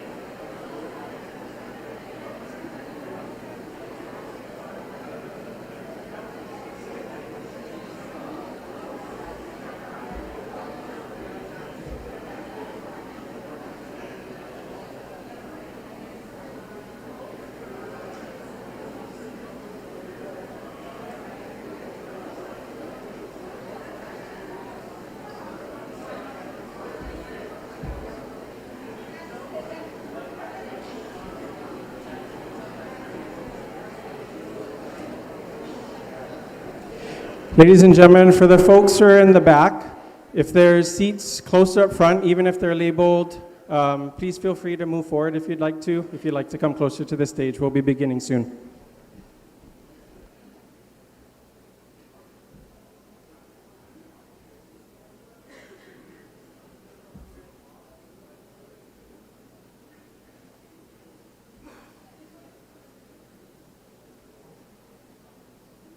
A point of clarification.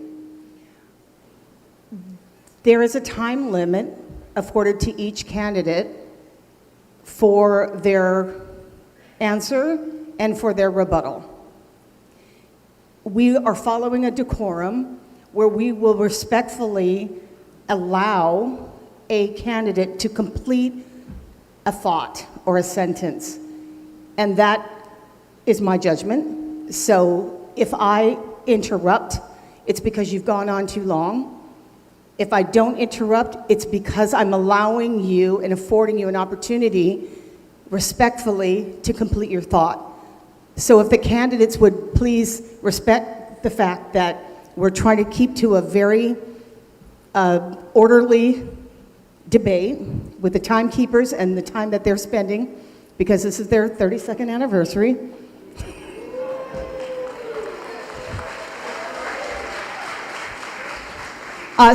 So please, candidates, if we will all respect the rules and the decorum, and hopefully I don't have to interrupt anybody, I think that that would be fantastic if you all agree. Do you agree?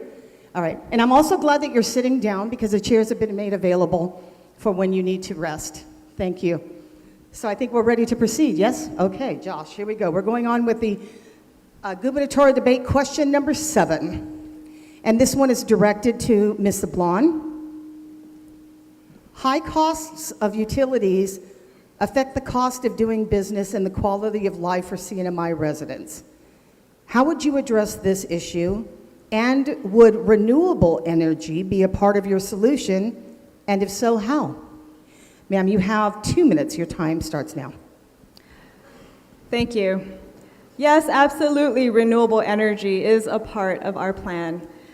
We need to begin this transition, finally begin this transition to a clean energy future and reduce our reliance on fossil fuels. The CNMI bleeds $50 million at least in fuel alone through the Commonwealth Utilities Corporation.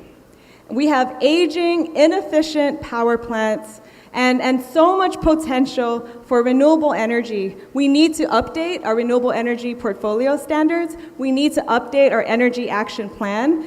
These will be part of our program of making this transition to renewable energies, but yes, that is part of it. I also want to address, though, the root of our issues at CUC, and that really is governance. We don't have a functioning Public Utilities Commission, and there are these gaps in key positions for qualified professionals in CUC. We have decades of non-compliance, especially with federal water mandates, and we keep slapping on Band-Aids on aging, inefficient power infrastructure. My priorities will be compliance with the stipulated orders for water and wastewater, especially to hire qualified professionals, and finally deliver clean, drinkable water for the people of the Marianas. We have $100 million for water infrastructure alone. That will be part of our infrastructure plan. Mr. Palacios, you have 1 minute for rebuttal, and your time starts now. Thank you. Today, that is one of the highest thoughts of our people, of our community, the debilitating costs of power. I had the opportunity to go straight to CUC and ask Mr. Camacho, what happened to our alternative energy? Guam just commissioned 60 megawatts. We need to get on the boat. Immediately, after becoming governor, we will make sure that we fix those engines, at least 3 of them, and then put pressure on CUC, help them get going with alternative energy so our people will at least have the relief that they've been looking for with alternative energy. Thank you very much. Thank Mr. you. Torres, you have 1 minute for rebuttal, and your time starts now. I want to thank all the COC employees, all the hard work through Typhoon. They're out there helping all our communities. I would like to also acknowledge that through my administration, we have put and maximized more than 20% of what is being allowed solar within the grid of CUC. So yes, we are moving in there because of good leadership. Second, we have PSS. PSS in the verge of having solar panel across all schools. That is definitely progress, and that's addressing our issue today. CHCC, you see their solars? There's more coming. This administration, under Vinny and I, we will continue to advocate not just solar, but right now we also need to fix and bring in new engines. And I am proud to say the 10 megawatt engine is already on its way. It's in Korea, an additional 5 more million to buy and revitalize the other engine that's coming. That'll save everyone here, including our businesses, several cents discount. Thank you, Mr. Torres. Ms. Sablan, you have 30 seconds to rebuttal. Your time starts now. Yes, let's thank CUC, and let's also thank the generosity of American taxpayers and those federal dollars that made those solar projects for PSS and CHCC possible. Let's also thank the efforts of Congressman Kilili, who made funding available for the CNMI to finally update our energy action plan. And the key that we will provide is the leadership to execute on that energy action plan, in which renewables will be part of it, but also efficiency. That's the low-hanging fruit that we have yet to pursue in this government. Thank you. This is directed to Mr. Palacios. Typhoons have caused much destruction to our power distribution system, businesses, and homes. Reports indicate that super typhoons may become more frequent in this region. What are your plans to establish a more resilient community that will bounce back faster than in the past? You have 2 minutes, sir. Thank you. We were very, very fortunate that FEMA was on the ground when U2 hit and Sodalor hit, and they assisted the Commonwealth recover. Now, they have already put out a big project to harden the infrastructure in the Commonwealth, i.e. the power poles.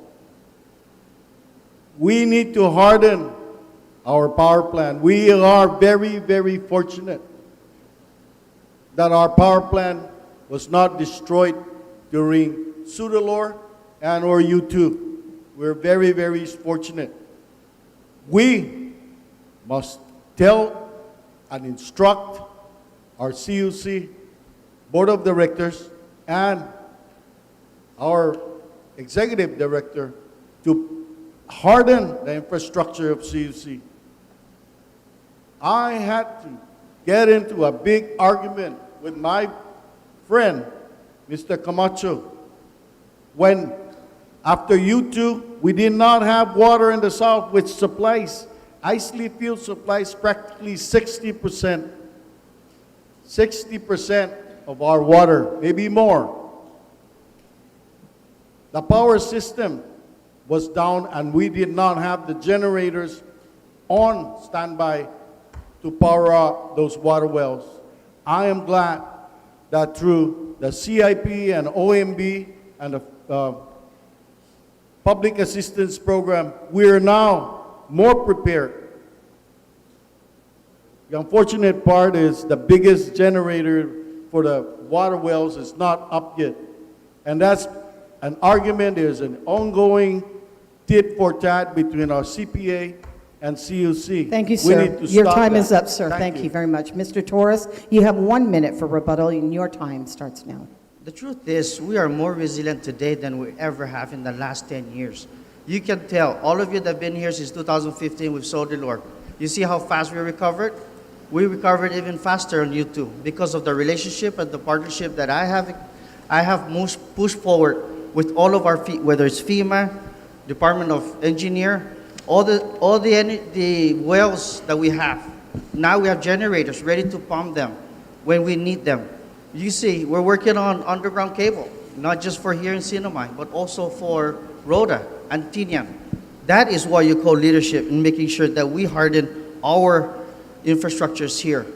And under Vinny and I, we will continue to maintain that relationship and make sure that those fundings that we have here is being utilized for everyone that calls home, calls Sinamay home. Thank you. Ms. Sablan, you have 1 minute for rebuttal. Your time starts now. I'm sorry, last I checked, we have a number of projects funded by FEMA that have been unacceptably delayed, going all the way back to Sotalor, Mankut, and U2. Look around at our schools. We should be hardening them and making them more resilient for more severe storms and for climate change. And how many of our schools are basically still in a state of disaster? There is no excuse for that. My administration will prioritize the fixing of our schools, will prioritize implementing all of these projects that have been unacceptably delayed, and we will also look at putting more lines underground. That needs to be part of our climate resilience plan. Thank you. Mr. Palacios, you now have 30 seconds to rebuttal. Your time starts Thank now. you. On the day I was inaugurated, the first statement I made was thanking FEMA, Guam Power Authority, and other power authorities in the region. Yes, our relationship is good today with our federal government. Thank God for being a U.S. citizen, that the federal government was on the ground to help us and continues to be on the ground. Like Representative Sablan said, there's still a lot of projects Thank you, sir. that are still Your time on the is line. up, sir. Thank you very much. Now we move on to the next question, and this one directed to Mr. Torres. With millions of dollars spent annually on medical referrals, how do you plan to expand healthcare services within the CNMI and reduce the number of off-island referrals? You have 2 minutes. Your time starts now. I would like to thank all of our healthcare clinics, our doctors and nurses across. Thank you for your services. It is important to start addressing medical referral, and we have done that. I have done that under this administration. We are adding MRI and hyperbaric chamber to CNMI. That will reduce 70% of all medical referrals being sent from here in the CNMI. We're also working on getting and expanding our ICU rooms. Expanding our ICU rooms, our operating room, and radiology center. Folks, we are starting to put all the resources in for public health because I know how important it is to make our healthcare here a #1 priority. Once we start eliminating healthcare being provided outside the CNMI, everyone here that has family will be taken care of here. You don't have to do medical referrals, you don't have to do other fundraising because our MRI and our hyperbaric chamber, expanding ICU is forthcoming. And that is the investment that I am currently having. Under Vinny and I, we will make sure that this funding and this project continue to move forward and provide public health for everyone that calls CNMI home. Thank you. Ms. Sablan, you have 1 minute for rebuttal. Your time starts now. One of my first priorities as the chair of the Health and Welfare Committee was to work on legislation to restructure and reform our medical referral program. And we worked closely with CHCC and with other stakeholders to develop that legislation because, as many people did not realize at the time, there has never been enabling legislation for that program, and the governor's office never had the legal authority to run medical referral services in the first place. So we passed that legislation, we had a ton of public hearings, and the idea was to reform the program so that it could be sustainable. And that legislation is now sitting with the Senate. As for MRI, that funding needs to go to CHC. It was allocated over a year ago, and the governor didn't start working on it until we started asking, what is the status? And CHCC said, there is no status, there is no money, no updates. As for how we reduce the waste and the abuse and the costliness of what we know as a medical referral program, this administration and the Senate are now proposing to create new liaison offices. Ms. Sablan, your time is up. Thank you. Thank you. Mr. Palacios, you have 1 minute for rebuttal, and your time starts now. Thank you. When I first became Lieutenant Governor, that was one of the first things I was looking at. Ladies and gentlemen, in 2018, 2019, the cost of medical referral was close to $20 million. You know where the cost is? It wasn't in the medical, it wasn't the doctor. It wasn't the medical cost. It was the airfare and lodging. Why is it that some of our patients have to wait for 3 weeks in Guam, 4 weeks in Guam just to get an MRI? That costs those costs have continued to escalate, and that's why we're here. I'm glad that Esther Munya has taken on the medical referral. And it happened because the Attorney General told us that the executive branch does not have the authority. Mr. Palacios, your time has expired. Thank you. Mr. Torres, you have 30 seconds to rebuttal, and your time starts now. For the record, I am waiting for CACC to give me the specs for the MRI and the cardiology center so that we can start doing the process. Second, well, everyone here knows our healthcare, as much as there's challenges, we provide better healthcare today than we have in the last 10 years.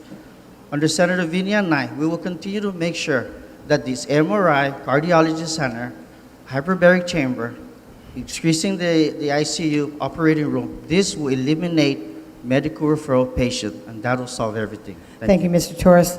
This next question is directed to Ms. Sablan first. Agriculture and fisheries in the CNMI have yet to reach their full economic potential. What is your plan to support local farmers and seafood producers to achieve viable operations while ensuring that environmentally sustainable practices are established? You have 2 minutes. Your time starts now. Our administration will support the expansion and development of our agricultural and seafood production industries.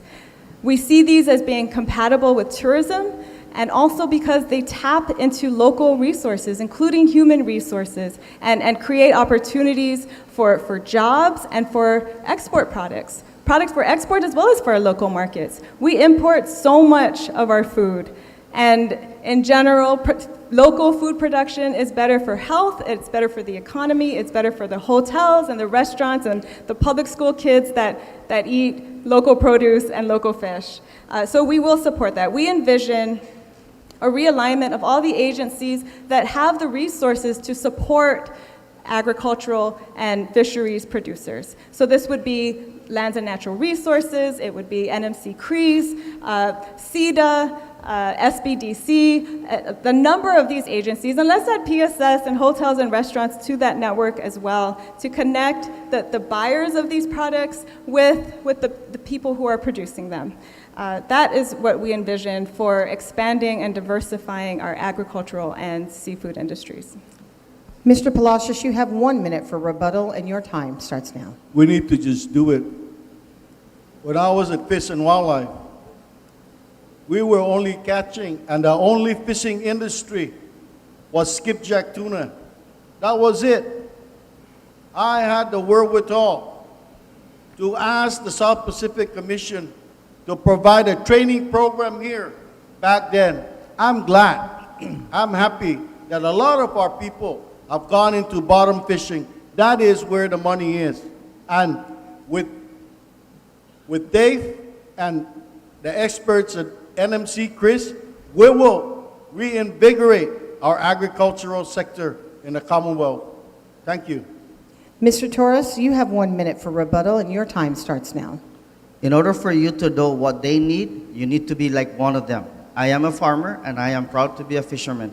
So what I have done is first is open up co-op. That is an excellent way of giving our locals the opportunity to sell their product. And I am proud to say that has been very successful. Second, I have put $1 million to Rhoda so that they can do their produce. $1 million to Tinian so we can embrace their ranching, their cattle ranch. And $1 million for Saipan to embrace our fisheries, both Saipan and Tinian. Folks, that is programs that give your own locals the opportunity to showcase what you have. Because as a farmer, all you need is a little help, and this is the help that we provide.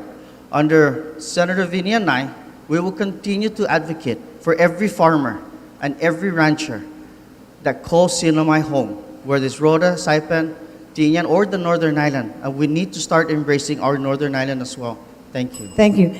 Ms. Sablan, you now have 30 seconds to rebuttal. Your time starts now. I think we can't overemphasize the importance of creating these collaborative networks and realigning the resources that already exist to provide the technical assistance, the research, and the other supports that farmers and fishermen would need in order to build their businesses and produce quality products that will be desired on the market and could supply local markets as well. Thank you. Thank you. Thank you, Ms. Sablan. Now we're on to question number 11. This one is directed to Mr. Palacios. Visitor arrival data show the CNMI does not have a high percentage of repeat visitors. Visitor exit surveys continue to reveal two primary concerns, which include the absence of nighttime activities and a lack of indigenous cultural experiences. What is your plan to address this issue in the short term and the long term? You have 2 minutes. Your time starts now. One of the most glaring answers that our tourists give to MBA when they leave, and that's why they don't repeat, is Saipan is dirty. We need to clean up our island. We need to improve our tourist sites. And we need to promote sports tourism and, yes, cultural tourism. We talk about culture, yet we fail. We've been failing to provide the resources to our indigenous affairs and to our our Carolinian Affairs Office. We need to begin to nurture, really nurture our culture if they're going to participate in this industry. When we have only $100,000 and 3 employees at Indigenous Affairs and Carolinian Affairs Office, we're not doing it. Yet, we spent $15 million for a travel bubble that only yield us 1,000 visitors a month. We should have been doing better than that. Start thinking about it. We wasted opportunities. I dare you to go up to Marpi today. Go to the tourist sites. We need to reinvest, seriously reinvest in our tourism economy. Thank you, Mr. Palacios. Mr. Torres, you have now 1 minute for rebuttal. Your time starts now. Tourism is our #1 industry here in the CNMI. And that's why I'm proud to say to the Governor's Economic Council, we have pushed to make CNMI the world-class destination. And it doesn't start today, that you're going to realize tomorrow. The work has been done during pandemic, making sure that all of our tourist site is top-notch. I want to thank all of our private partners who have signed in. More than 80 private companies have signed in. More than 75 tourist sites around CNMI to revitalize and make CNMI a world-class destination. I have been pushing so hard, bringing back our Japanese market. Through my leadership, that has been successful. Second, we are pushing again for a new market, like Australia. That investment and tourists is forthcoming. Korea, you want to talk about investment? Under Senator Vinny and I, we will continue to make sure that our tourists is welcome here in the island. And I am proud to say we are seeing more local dancers than we have in the last 10 years. And I want to thank them as well for showcasing. Thank you, Mr. Torres. Ms. Sablan, you have 1 minute for rebuttal. Your time starts now. Yeah, I'd like to ask, has Mr. Torres actually visited these tourist sites? Because I do, and I see broken rails, broken steps, non-functioning restrooms, no shower facilities. We could have been using this time during the pandemic to really clean up and beautify these islands, to make them more livable for the people who reside here, and also for the people who come to visit, to make them want to come back again and again. We need a massive cleanup on all of our islands, but especially in our tourist sites and in the villages so that tourists will want to come and visit. We need to plan for sidewalks and bicycle lanes, trees and flowers. There's so much that we could do. And one other thing I'd love to see in the CNMI, and this is a more long-term goal, we need a cultural center to celebrate the cultures of these islands and teach them to our younger generations, and also share them with our visitors. There's so much that we can celebrate and so much that we have to offer. Thank you, Ms. Sablan. Mr. Palacios, you now have 30 seconds to rebuttal. Your time starts now. Thank you. You know, the mayor of Saipan, my running mate, is involved in tourism, educational exchange. He also was the one that renovated the Sugar King Park. I agree, and I'm glad that Ms. Sablan agrees with me that we need to invest in our tourist sites. I invested $3,000 to $4,000 of my discretionary fund to put together a concept We of our appreciate your, cultural. Mr. Palacios, thank you, your time has expired. Now, we are on to our final question. You all right back there? Okay. Breathing okay? All right, good. Last one. Business and investor confidence are affected by the fiscal health of its government.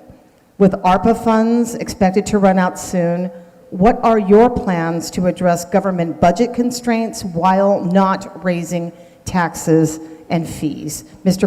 Torres, you have 2 minutes. Your time starts now. Again, we're going to go back. In order for any of that to be successful, we need to bring and create a strong economy. And the only way we have, and the only way for us to do that, is bring in our tourists. Through my leadership, you have seen new airlines. That is what it takes to bring in an economy, to bring in a tourist. And I am proud to say that we continue to move forward.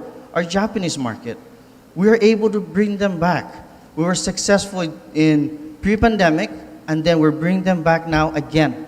You want to talk about prioritizing our economy? When you bring back our tourism, that will bring opportunities for every occupation here in the CNMI, whether you're a beach boy or plumber or teacher, because the revenue will be here. Also, it creates jobs, NMTI, opportunities for the youth. It creates, that is the opportunities to bring in all the tourist market in. And under Lieutenant Governor Vinny and I, we will continue to make sure that we move forward with all travel destination here in the CNMI and making it a beautification, and to appreciate Saipan, Rota, and the Northern Islands. And that is how you make the CNMI a growing economy, is to give every island the opportunity to grow. Thank you. Ms. Sablan, you have 1 minute for rebuttal, and your time starts now. The CNMI is receiving altogether more than $2 billion, federal dollars, that is supposed to assist us in recovery and building for the future.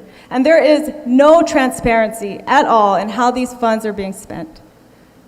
Priority of my administration will be to prepare a report on the fiscal condition of this government and make it available online in a format that everybody can read and understand, so that we know how these funds are being spent, how they've been allocated, what we have left, and where we go from here. One other thing I want to say is that we need to tackle public corruption, because there's a real cost to that, and that undermines investor confidence more than anything else, is whether they can get a fair shake in dealing with this government. That will also be a priority in my administration. Mr. Palacios, you have 1 minute for rebuttal. Your time starts now. Tourism. Like I said, we can continue to talk about things here, but we need to get off and get it done and stop wasting funds. The federal government has given us the opportunity, $2 billion of opportunity. We could be rebuilding our infrastructure. Are we? I dare you, and I invite you to go and see the tourist sites. Go down to Garapan. Go down to Garapan.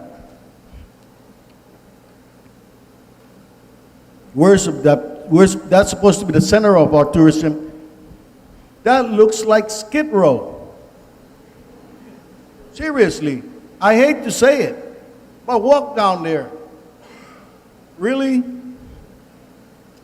We pay airlines to bring in tourists. Thank you, Mr. and then Palacios. we don't even We clean up. appreciate the your site. time has Thank you. expired. Mr. Torres, you have 30 seconds to rebuttal. Your time starts now. Well, ARPA funds is made to spend to stimulate the economy. Hiring 2,000 people, I'll do it again. Second, we renewed Hyatt.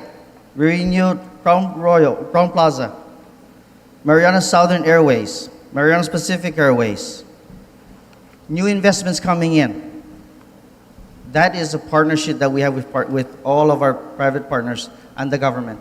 And Vinny and I will continue to strengthen that partnership because we know how important our business is to our community because it provides opportunity. Thank you, Mr. Torres. I appreciate it. And that concludes the questions segment of the debate.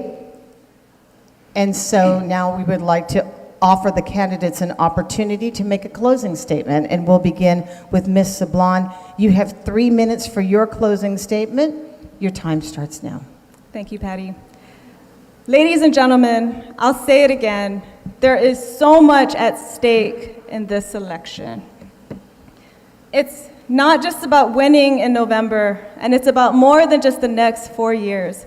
This is about planting seeds for the future we want and the kind of Commonwealth we want to live in. Change is possible in the Marianas. Our problems are solvable. We have so much potential, so much natural and cultural beauty, a wealth of human talent. And thanks to Congressman Kilili and the Democrats in Congress, we have this unprecedented, once-in-a-generation opportunity, more than $2 billion to transform these islands for the better. We can make our Marianas an amazing place. We can bring back hope for a future that is healthy and safe and beautiful and just.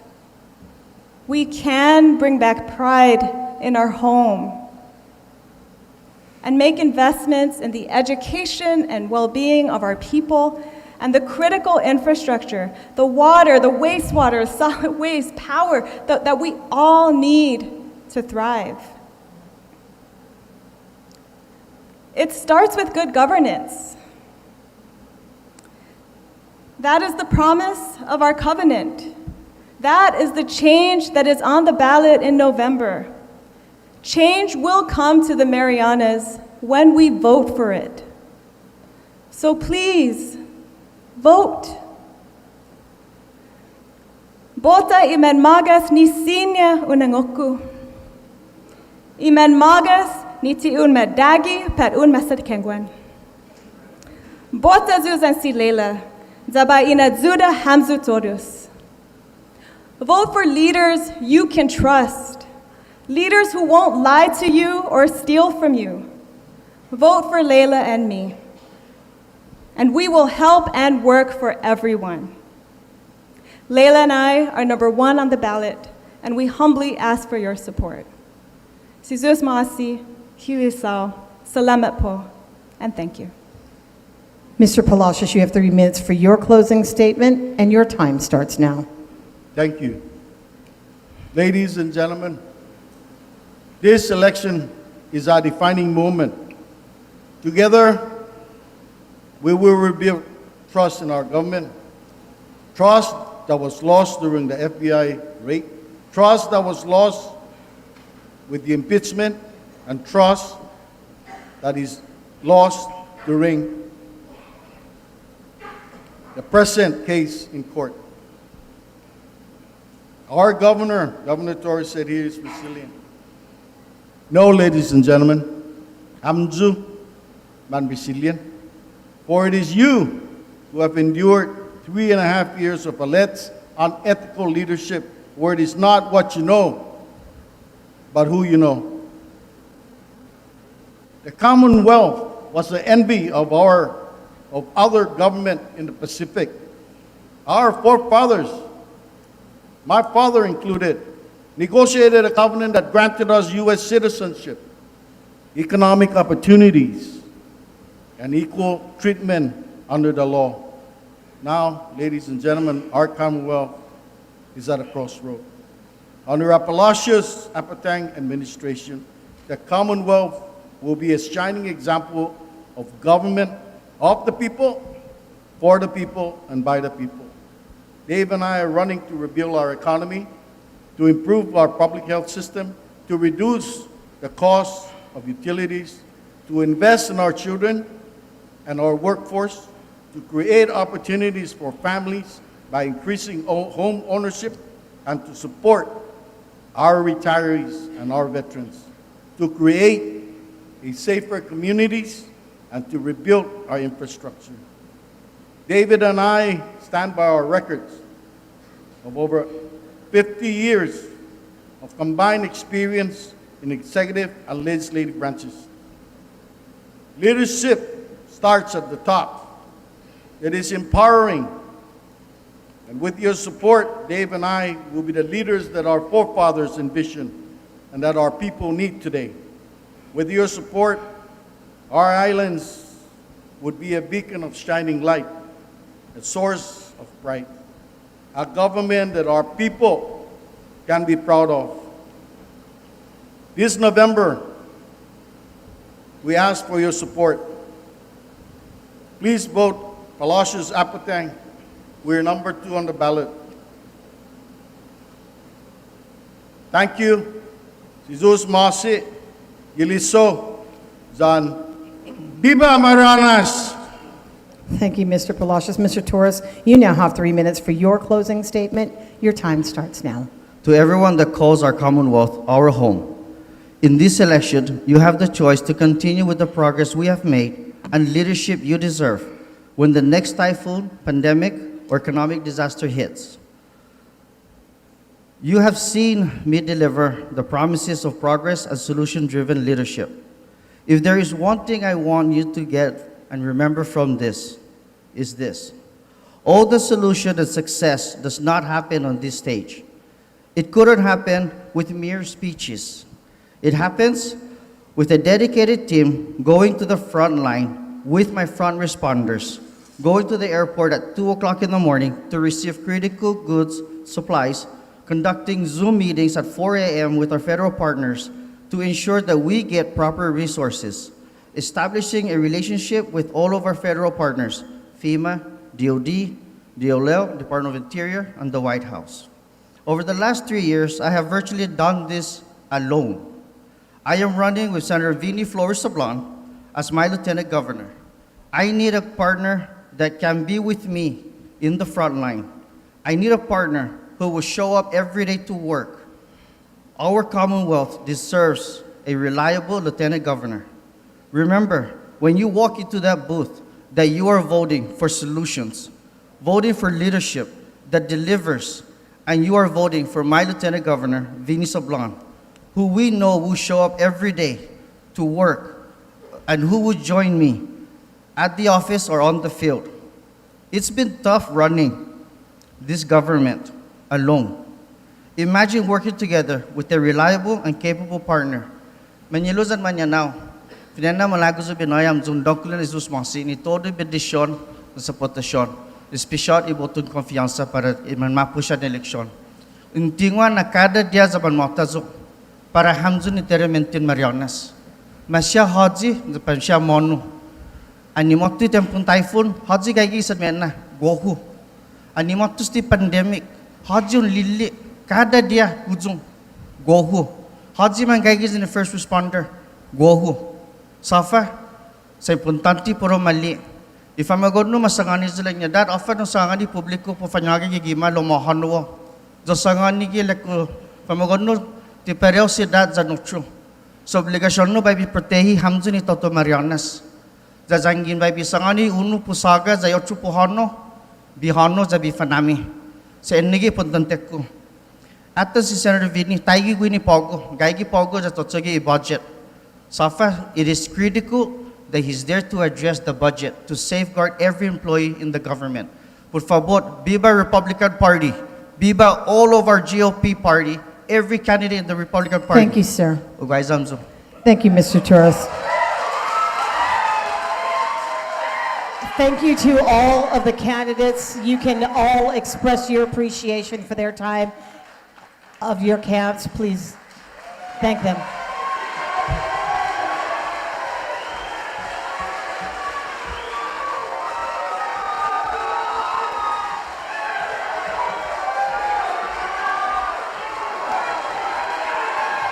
Viva! Now we'd like to call, thank you very much. Thank you all. I'd like to now call upon Marsha Calvo, Chamber Director and Debate Event Chairperson, for her closing statement.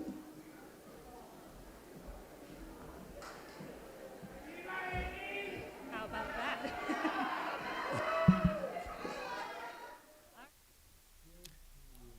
What an exciting debate. What an exciting debate indeed. Wow. Wow. And strong closing statements. And you saw and you heard those punches thrown by all three of them. Congresswoman Tina Sablan telling Governor Ralph Torres that she's going to investigate his administration and tackle public corruption when she's elected governor. Lieutenant Governor Arnold Palacios throwing it at the governor about the waste of $2 billion on cronies and cronyism. Governor Ralph Torres saying he took a direct attack at Lieutenant Governor Arnold Palacios, saying, while you stayed home, I was there working for the people every single day, and that's why we need Vinny, because I want a lieutenant governor who's going to come to work. I mean, he really took shots. And you know what I found interesting was in the governor's closing statement. It was when he was speaking in Chamorro, and he was talking about, and I'm biased. I'm very critical of Governor Ralph Torres, so this is, of course, going to come off as biased. I found it interesting how he made the last minute of that debate about himself, about how he talked about who was there, who was at your home, who was on TV, who was awake at 4 a.m. to do the Zoom calls with Washington, D.C., who did this, who did that, and he said, it was me. It was me, and it was with you, and he tried to throw it to the people, right? But we all know that he was talking about himself, and it was very different from the other two candidates who were talking about the change that they wanted to see for the people. And so this beckons the question to all voters of the Commonwealth: do you want to see change? Do you want to see change? Is this something that you want? And as voters, as a society, we rely upon ourselves as voters to determine that answer. Because all throughout the 4 years of an administration, we can say we want change. But what counts is what we say in the ballot booth on election day. It is the only time that we truly have a voice. If you want change, it must be exercised. That want, that desire must be exercised at the ballot booth. Then there's another interesting dynamic here. Now, according to the law, a person who wants to become governor of the CNMI must garner 50% plus one of the votes at the general election. If not, there's a runoff. There are two change candidates on the ballot, and one candidate who is asking to be reelected. So the non-change candidate. It would be interesting to see how the votes are split, because even if a majority of the people of the Commonwealth vote for change, it's possible that those change votes will be split down the middle, or split in such a way that a runoff election will be held. Who will be in that runoff? If there is a runoff. Will people vote for change? These are very interesting dynamics to consider because the Commonwealth does not have a party primary election. There are 3 parties on the ballot: Republican, Independent, and Democrat. And you saw on display tonight what each of these parties, what each of these candidates are offering to the people of the Commonwealth. Very interesting. My favorite, what do you call it? My favorite comment, or is this? It was from, hold on, let me find this. It was the funniest freaking thing out of all the comments tonight. I hope it's still here. Son of a gun, where is this? Well, you guys have commented a lot. It was by Maria Agulto, and she said, Son of a gun, where is this? Well, you guys commented a lot. I'm trying to find this. I should have pinned it. Anyway, the comment was about helping people with the federal funds and the $2 billion. And I think it was Maria Agulto who said, "Doc can only who you want." I love how freely that word is tossed around in politics these days. Doc. Thank you so much, everyone, for joining us tonight. What an exciting debate. Hats off to all three candidates for governor. But you saw the differences. You saw, and really the differences are, it's not a three-way difference. Truly, it's not. There is a split. There is change, and there is don't change. And one candidate wants you to not change things, and that's Governor Ralph Torres. And two candidates are running for change, and they seem to be getting along. In the debate, you did not see Tina Sablan or Arnold Palacios attack each other. You saw them essentially getting along and saying the same things and wanting the same things. So how will this go? It's all up to you, people of the Commonwealth. Your vote is what counts in November.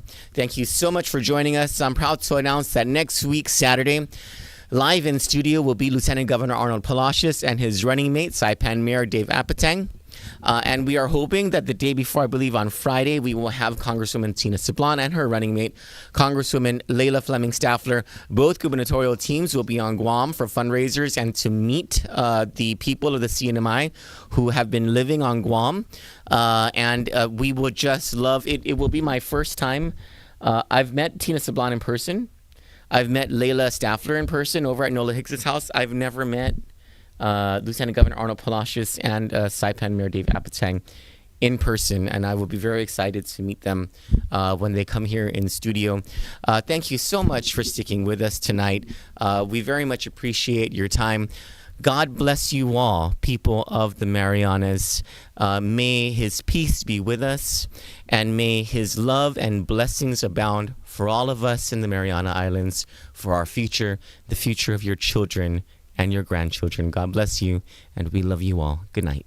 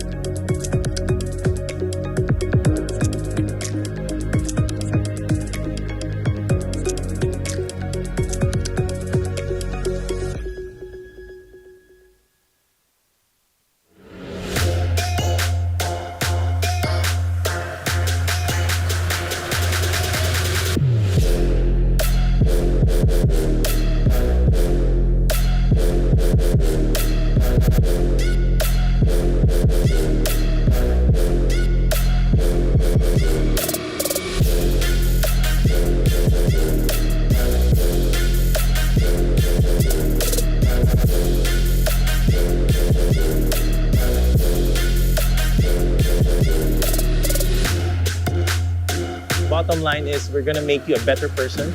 You're gonna be healthier and fitter than you were before.